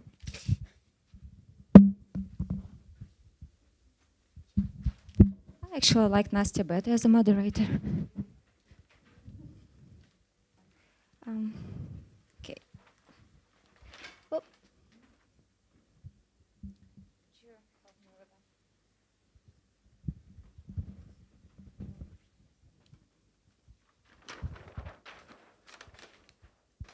All right, so what we tried to do is figuring out what critical thinking in higher education does with the world at the moment, and then at least striving to do, right? Because you cannot really determine what it does specifically. And then we went on and tried to construct what it should be doing. So, okay. Dara, can you move it a little bit backwards so that Yeah. we kind of see it better from the Okay. sides? Yeah. I mean, you can see it better. No, everybody, or at least in that flank. All right. So right now, critical thinking within liberal education in universities provides you with epistemological frameworks. So you get, say, ethical framework, economic framework, historical framework, etc., depending on the university you're in specifically. So the first problem is that there is no reflection usually at universities. Students do not try to question the frameworks they're given. They're just given them, and they kind of establish them in their minds to use them later. To use them for what? Well, to ask the right questions, good questions, or as Andrew put it, mildly relevant questions. And to collect relevant information to, again, to do what? Well, to make an informed decision. Now, the ultimate informed decisions are the ones that concern other people. So basically, in our reconstruction, this whole thing leads to creating citizens. Now, we use the Aristotelian definition of a citizen, which is a citizen is the one who is ruling right now, has ruled, will rule at some point, or is capable of ruling. And therefore, this is what elite universities. Why elite? Because, well, to teach critical thinking, you need a student who can think, to start with. Therefore, we're talking like maybe 10%, 4%, depending on the numbers you check. Now, they're failing in some parts, like here the problem lies. They're not really asking the right questions all the time, and the way they frame the problem or the way they frame the task does not always inform the decisions they're making, but that's beside the point. This is what universities are really striving to do. And a lot of them believe that they're actually doing that. And some of them, a small number, but still, are actually doing that. Now, what should universities be doing with critical thinking in the future? Firstly, what sort of future we're talking about? Well, it will be way more robotized than it is right now. Human work and human intelligence will be partially replaced. Then, secondly, so humans will become complementary to robots in a way. Then, secondly, polarization will only deepen. Polarization of people. There will be more groups and communities with contrasting interests and competing interests.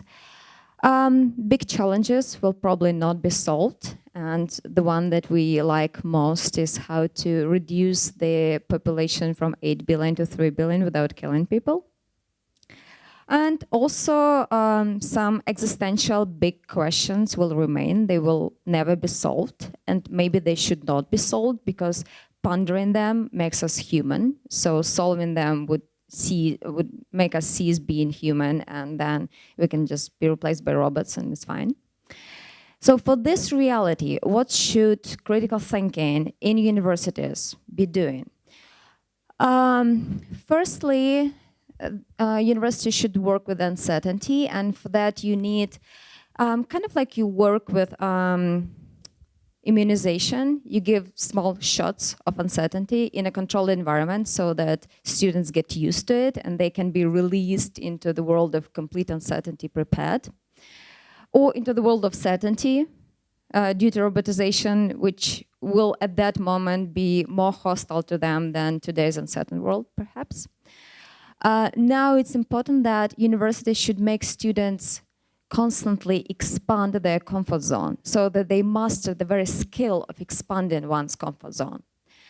Now there will still be epistemological frameworks because you cannot really think without them, but in this scenario, the student will be made question them and apply them to oneself and self-reflect upon oneself, applying them, and etc., etc., etc.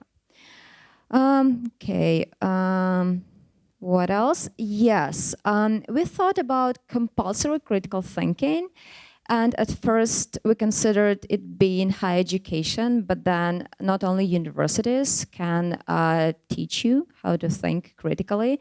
So everybody should be given a chance to learn critical thinking, regardless of whether people will be using it later or not, because in our scenario, there will be a huge part of population who will just be happy playing computer games, and that's fine, because universities should not dictate, or any schooling system should not dictate what you ought to be doing later, right? Now, what for? Like, what will this result in terms of its influence on the society or the world at large? Well, two things should be maintained. First, there should be individuals who are capable of philosophizing and upholding the tradition of pondering the existential questions. Why? Because this makes us human. When we question our humanity, it makes us human. When we think of death and violence towards the innocent, and John, I think, has a complete list. This makes us human. Now, the second group of graduates of universities made, well, constructed in this manner, should not just become citizens, which is still not exactly done well in modern universities anyhow, but should kind of end up developing the vision for the future and the exact strategy which that vision is applied to. So, and also not just right questions and relevant information which is enough should be collected, but problems should be set and framed properly out of the problem mass to understand what's really going on, where is the root of evil, and what should be done specifically to solve that. So just like in the previous scheme, critical thinking is mostly directed at the ruling elite who can make decisions regarding the public in an informed way and in a critical way. Thank you. Questions, please.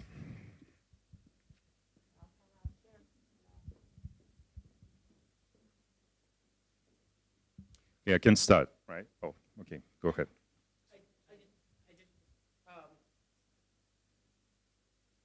Could you say more about the existential as part of the human condition? I mean, in relation to what you're saying, that seemed to be a core idea.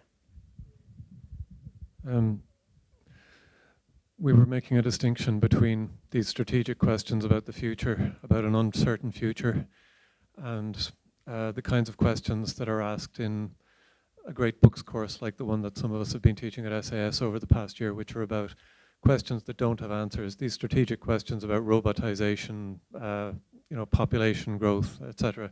These are things that do have answers, even if we don't know them yet. The question of, you know, why there's something rather than nothing, the problem of innocent suffering, the kinds of questions that you ponder when you're reading a great novel or reading, you know, the work of Plato. These don't have immediate answers, but they are answers that are universally relevant to human beings. And They're answers that connect us with our past rather than with our future. So I think when we were talking about these existential questions, we were talking about the purpose of critical thinking within the university in its kind of social mission being to connect societies with their own past as well as helping them negotiate the future. What I would like to add to what John just said is that as Dara, извините, it's already 8 p.m. But she put it very well that, you know, you can think of university education as a kind of a flu shot in a controlled environment.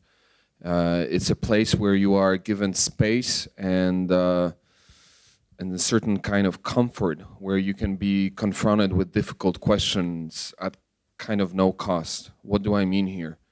You know, if in real world you go pondering philosophical questions, if it's all you do for a week, you're gonna perish due to hunger, or, you know, maybe not in the 21st century, but throughout most of human history there was simply no, I mean, pragmatically speaking, you know, if you invested too much time into, you know, asking why there's something rather than nothing, you know, you won't have the time to care for things such as your own survival. So universities are kind of places that we have right now where we give students this amazing opportunity right when they're entering adulthood, right, to just spend a few hours per day thinking about these things under guidance of people who have a little more experience. And this is this kind of controlled uncertainty environment, or an environment where such an activity, you know, that could be called I guess, frivolous by some people, more pragmatic-oriented people, can be done at little or no cost to kind of your pragmatic success in life, so to speak.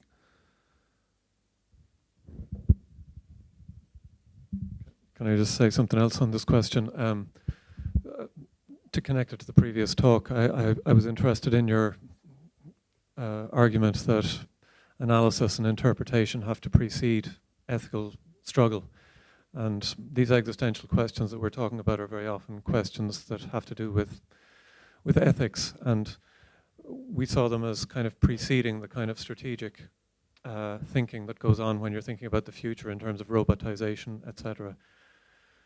Because the kinds of solutions that you come to these problems, that the kinds of solutions you come up with to these problems are, you know, going to depend a lot on what your ethical values are, and what your answers to these, or what your provisional answers to these unanswerable questions might be.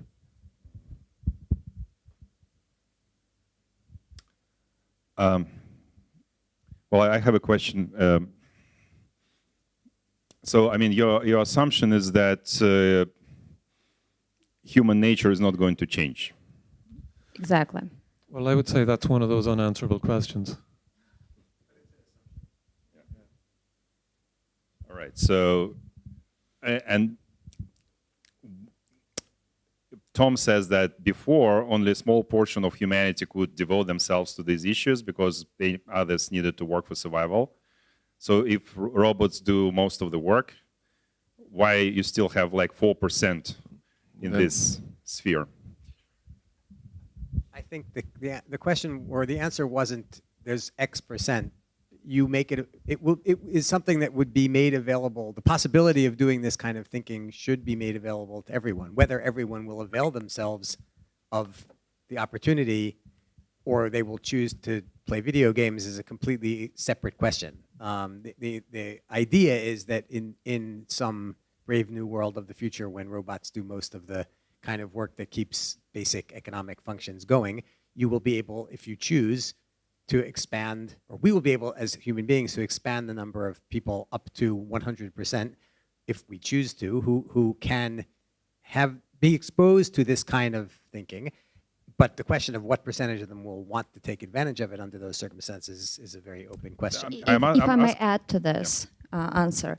So we see in this scheme, in this should be or to be scheme, critical thinking and critical action as one. interconnected, and very few people are actually capable of going the whole way. So it will always be a certain percentage, even though we don't have the exact number. And of course, in the ideal scenario, humans should only be doing that, and robots should be doing everything else. But then we assume that human nature will not change, and some people will more gladly play computer games, and that's fine. Okay, then my question is, how can you define the space where actions will still be possible? Because, I mean, it looks like economics is completely detached from that. It works by itself, driven by robots. So what kind of action is possible? I can understand that people can ponder about eternal questions, but I don't understand how they can critically act based on their critical thinking in the world where nothing depends on the action anymore. Well, just the social governance of different human settlements, starting from cities, well, towns, cities, countries, if they still exist. Which is reduced to redistribution of wealth produced by the robots. Well, if you consider wealth and money the only value which will remain, yes, but it will not. What else? Be the only one. Give me an example. Well, I think John and Tom are more equipped to do that.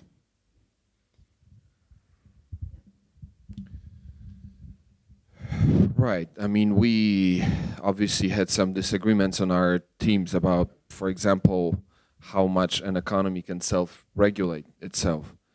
Where, you know, I believe that, you know, I'm a big believer in free markets, but free markets where informed agents make decisions after they receive a lot of information, right? We know that informational asymmetry is one of the biggest distortions to free markets. So I believe that, you know, one of the tasks of universities in terms of providing this free thinking expertise or free thinking capacity to students is to make them more informed so that our institutions of governance, such as, well, I mean, in this country we had a centralized system of distribution in the economy, but, you know, an institution such as free market institutions can be better self-governing because you will have people acting more, hopefully, a little more rationally and in a more informed way. But some colleagues, I guess, disagreed on this point with me. Well, can I ask a follow-up question? Maybe it will be the last one, but I promise. So, usually, I mean, they say that the biggest problem that faces us is free time, right? Because previously, of course, there were privileged classes that didn't have to work for survival, but these classes actually had to go to war. This is what aristocracy did. It fought wars, right? Peasants worked on the field, aristocracy worked in the war, so to speak, right? And all the system of values, and that's what kept them actually from degrading, right? They had to maintain the status, go to war, sacrifice themselves, etc., keep the values that help them do that. Now we face a situation where apparently a large portion or even a majority of people won't have to work. And they're not going to go to massive wars, as I understand, in your model, right? So you say that, well, all these people are going to be engaged in the activity that very few university professors are actually engaged in, because most university professors are actually working for money still, right? They work to survive. That's why they write the articles and ponder these existential questions. Some minority probably do that because they cannot live without that, but it's even minority in the academia. So, and you propose that as a kind of universal solution for, like, you know, majority of the population? Actually, we didn't propose that. I mean, we discussed at length whether everybody is going to be capable of critical thinking, and I think the majority of us thought they weren't. What we were talking about is, you know, what is the role of critical thinking in societies when it comes to planning for these eventualities, which might include mass unemployment and mass boredom. And, you know, it's important to have people talking about, you know, what is the nature of human beings such that we can make decisions about what to do when you've got masses of human beings who are underemployed or unemployed. Or it could be a Castalia-style world, you know, where people just explore different intellectual avenues, specifically not to be bored. Why not? And besides, there are always goals and challenges to solve, like the one we pointed out, with too many people being on Earth. How do you really solve that? How do you determine the set of decisions, policy decisions that solves that? How do you solve the problem of humans still being one planet species? I mean, is it really worthy of well, humanity which is which has too much free time, and etc., etc. So there will always be problems to solve, and in the end of the day, you can end up philosophizing upon your human nature, and that's again a worthy enough task. At least, say, if you apply the framework of Buddhism, if that's the end point where you get, you can always just use Buddhism and say, well, you just need to strive with your mind to get to the truth.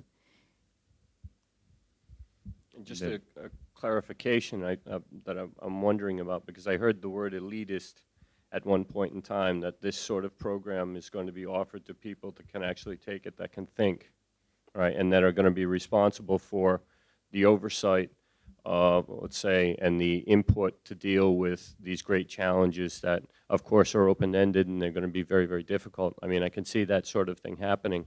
But then one of the things that we're trying to tackle is this sort of idea that we have macro ideas, and I think one of the things that I'm trying to struggle with here is if we're just investing in the elite in terms of giving them the ability to critically think. I know that you said everyone can do it, but this system is based on the elite.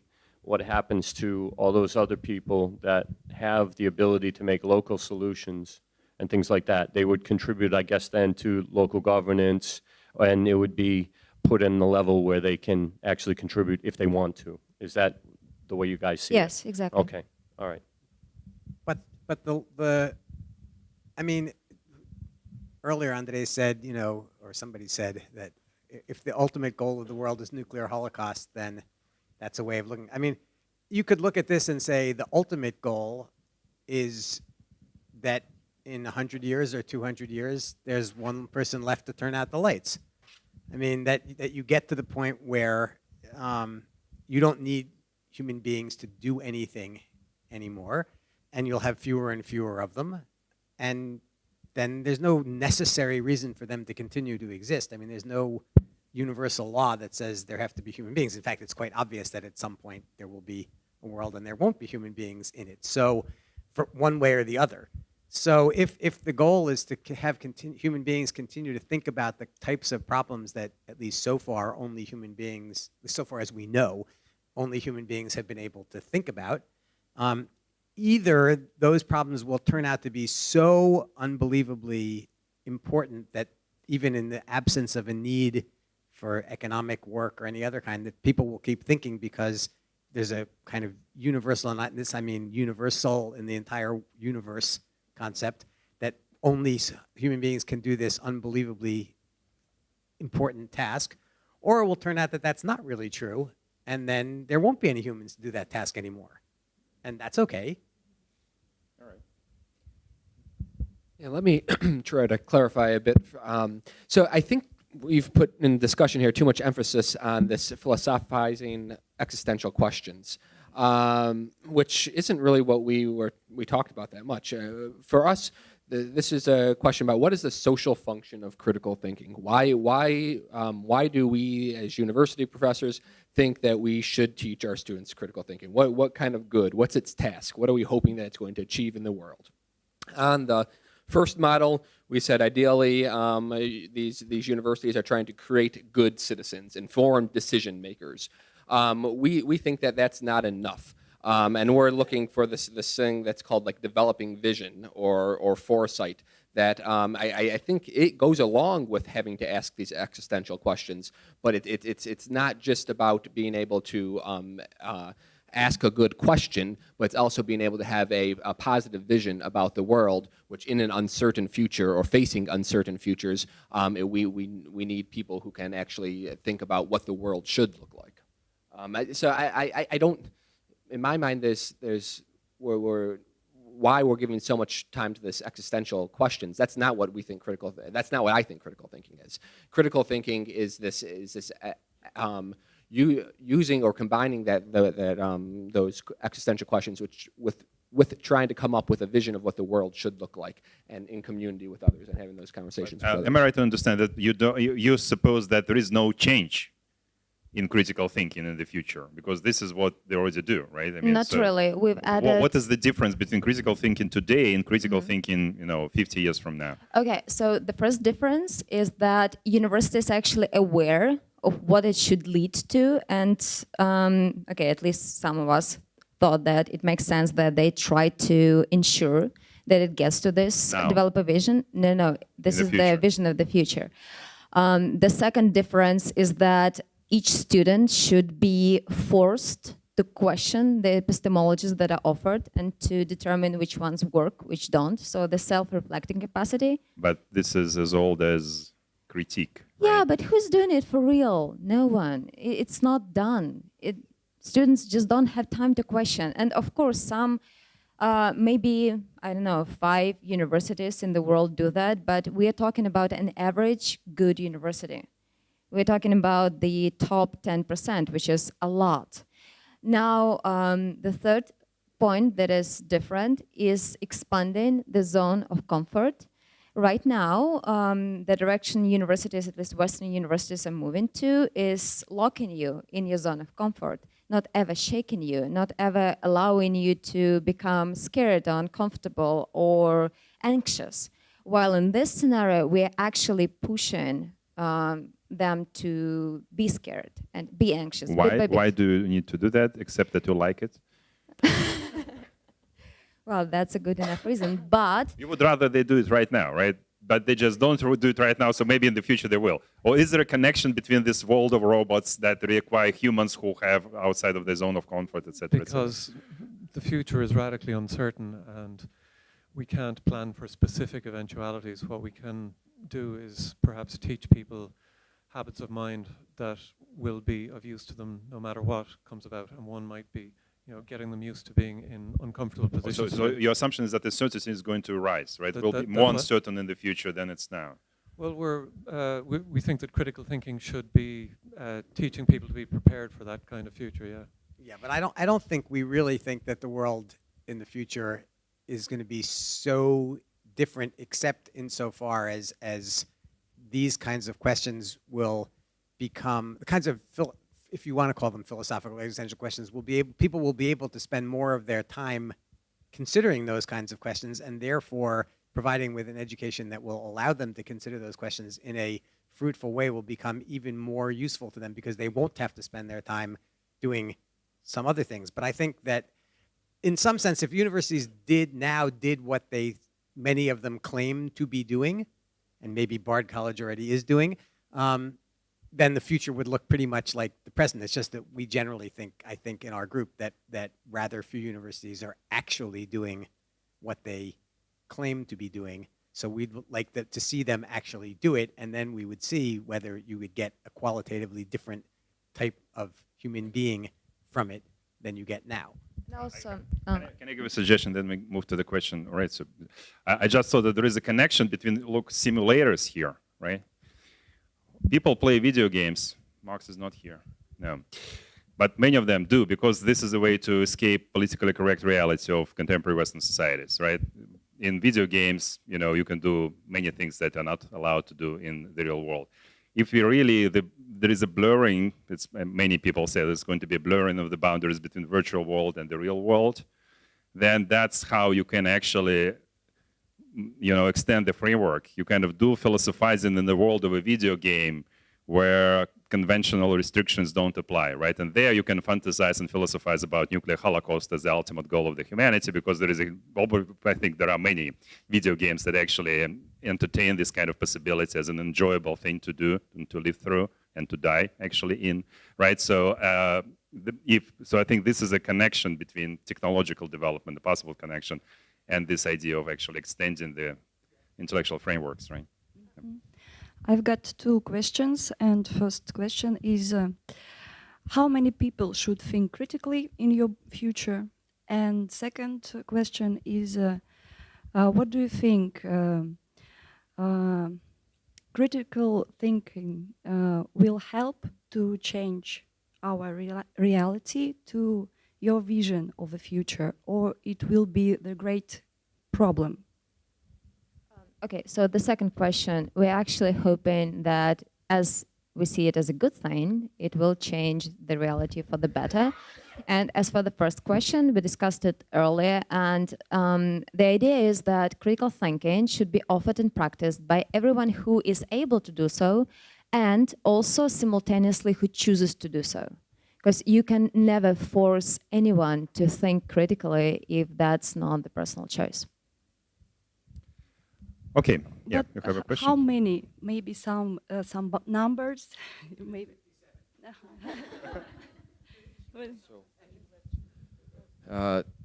For whatever reason, since 3 p.m., we've been circulating around this elitist theme, like all of us. I was not expecting it to drift in that direction. Like, why we have dedicated 2 hours to talking about who should be given, or who's capable, first of all, of critical thinking, how many people should be, and you're asking this question again.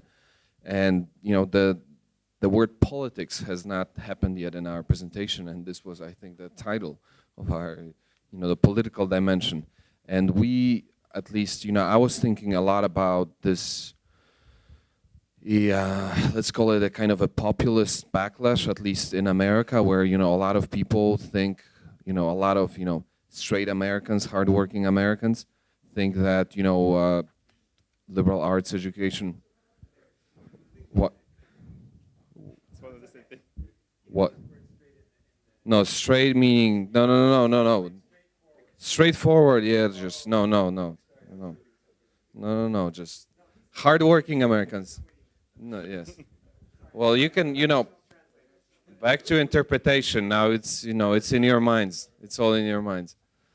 No, but you know, a lot of people who voted for the current president think, I think they think that, you know, liberal arts colleges are generating these useless philosophers who, with, you know, communist proclivities, who all they do is just they criticize everything, all the institutions. They're unhappy with everything. They question everything, and, you know, and in general, I mean, yes, there's this very popular sentiment, right, that colleges are, you know, ivory tower.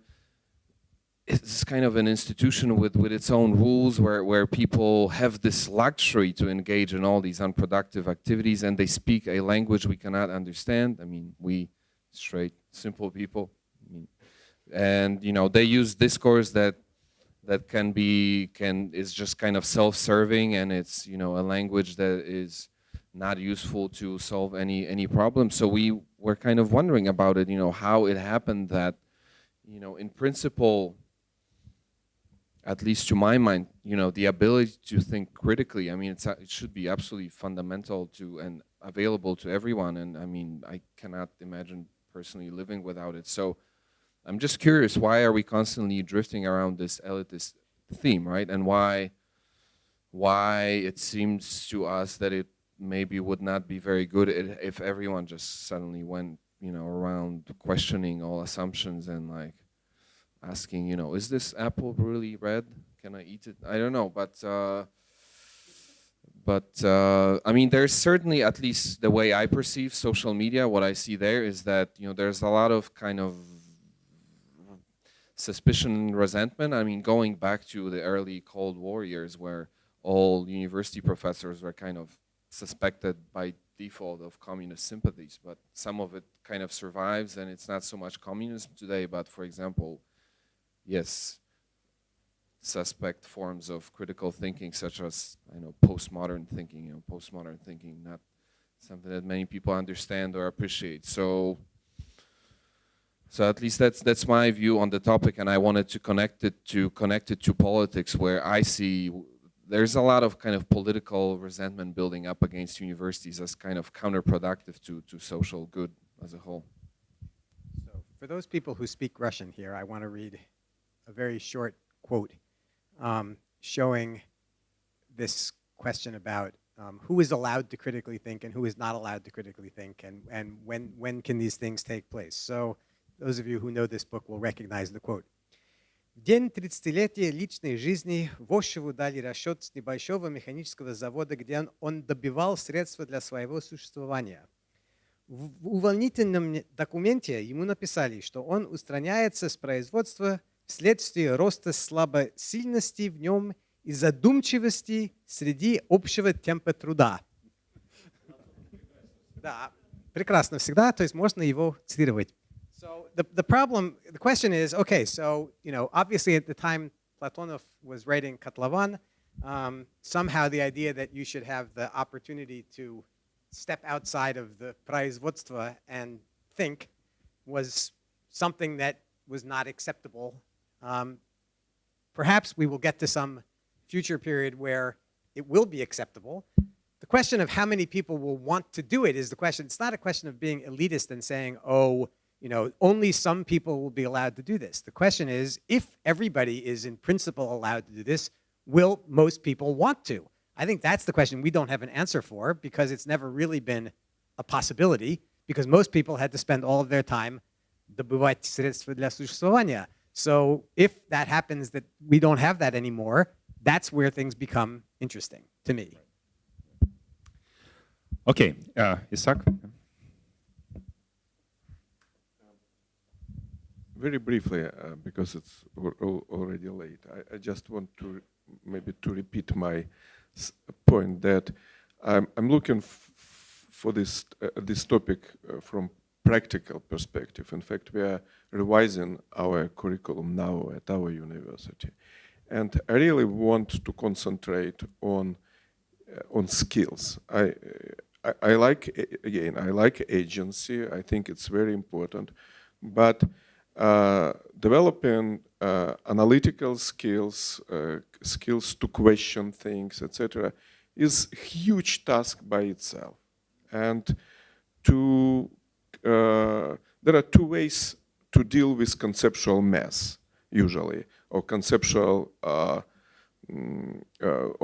with the situations when you don't have conceptual clarity. One is to try to make a clarity, and another to go to the higher floor and to look and just to call something, to call this mess using one word, and then to have a bigger picture. So I would like to stay on the low floor and to think about critical thinking skills or competences, and to leave the question of agency development, or as we told it in Soviet times, активная жизненная позиция, I cannot even translate it properly, for the next round. All right. So, does anyone have some concluding remarks about today's discussion? Not just this team, but anything we've been talking about? No, that it was just, yeah. Anyone? Everybody's tired. Okay, so let's meet for, I know we are going to lose 2 people, I think, for the plane flights by tomorrow, but the rest of us are going to get together here at actually 11. That's very tolerant. At 11 tomorrow. It's going to be teamwork first, and we are going to have some kind of plenary. But, I don't think it's going to be worthwhile for our audience to come until 3 o'clock. So at 3 o'clock, it's going to be an open panel with simultaneous Russian translation, so we'll probably have a bigger audience. And we will work in the morning to deliver something to all of you at 3 o'clock, right? So everybody is welcome at 3, and participants, please come here by 11. Now I wish everybody a nice evening. Thank you very much.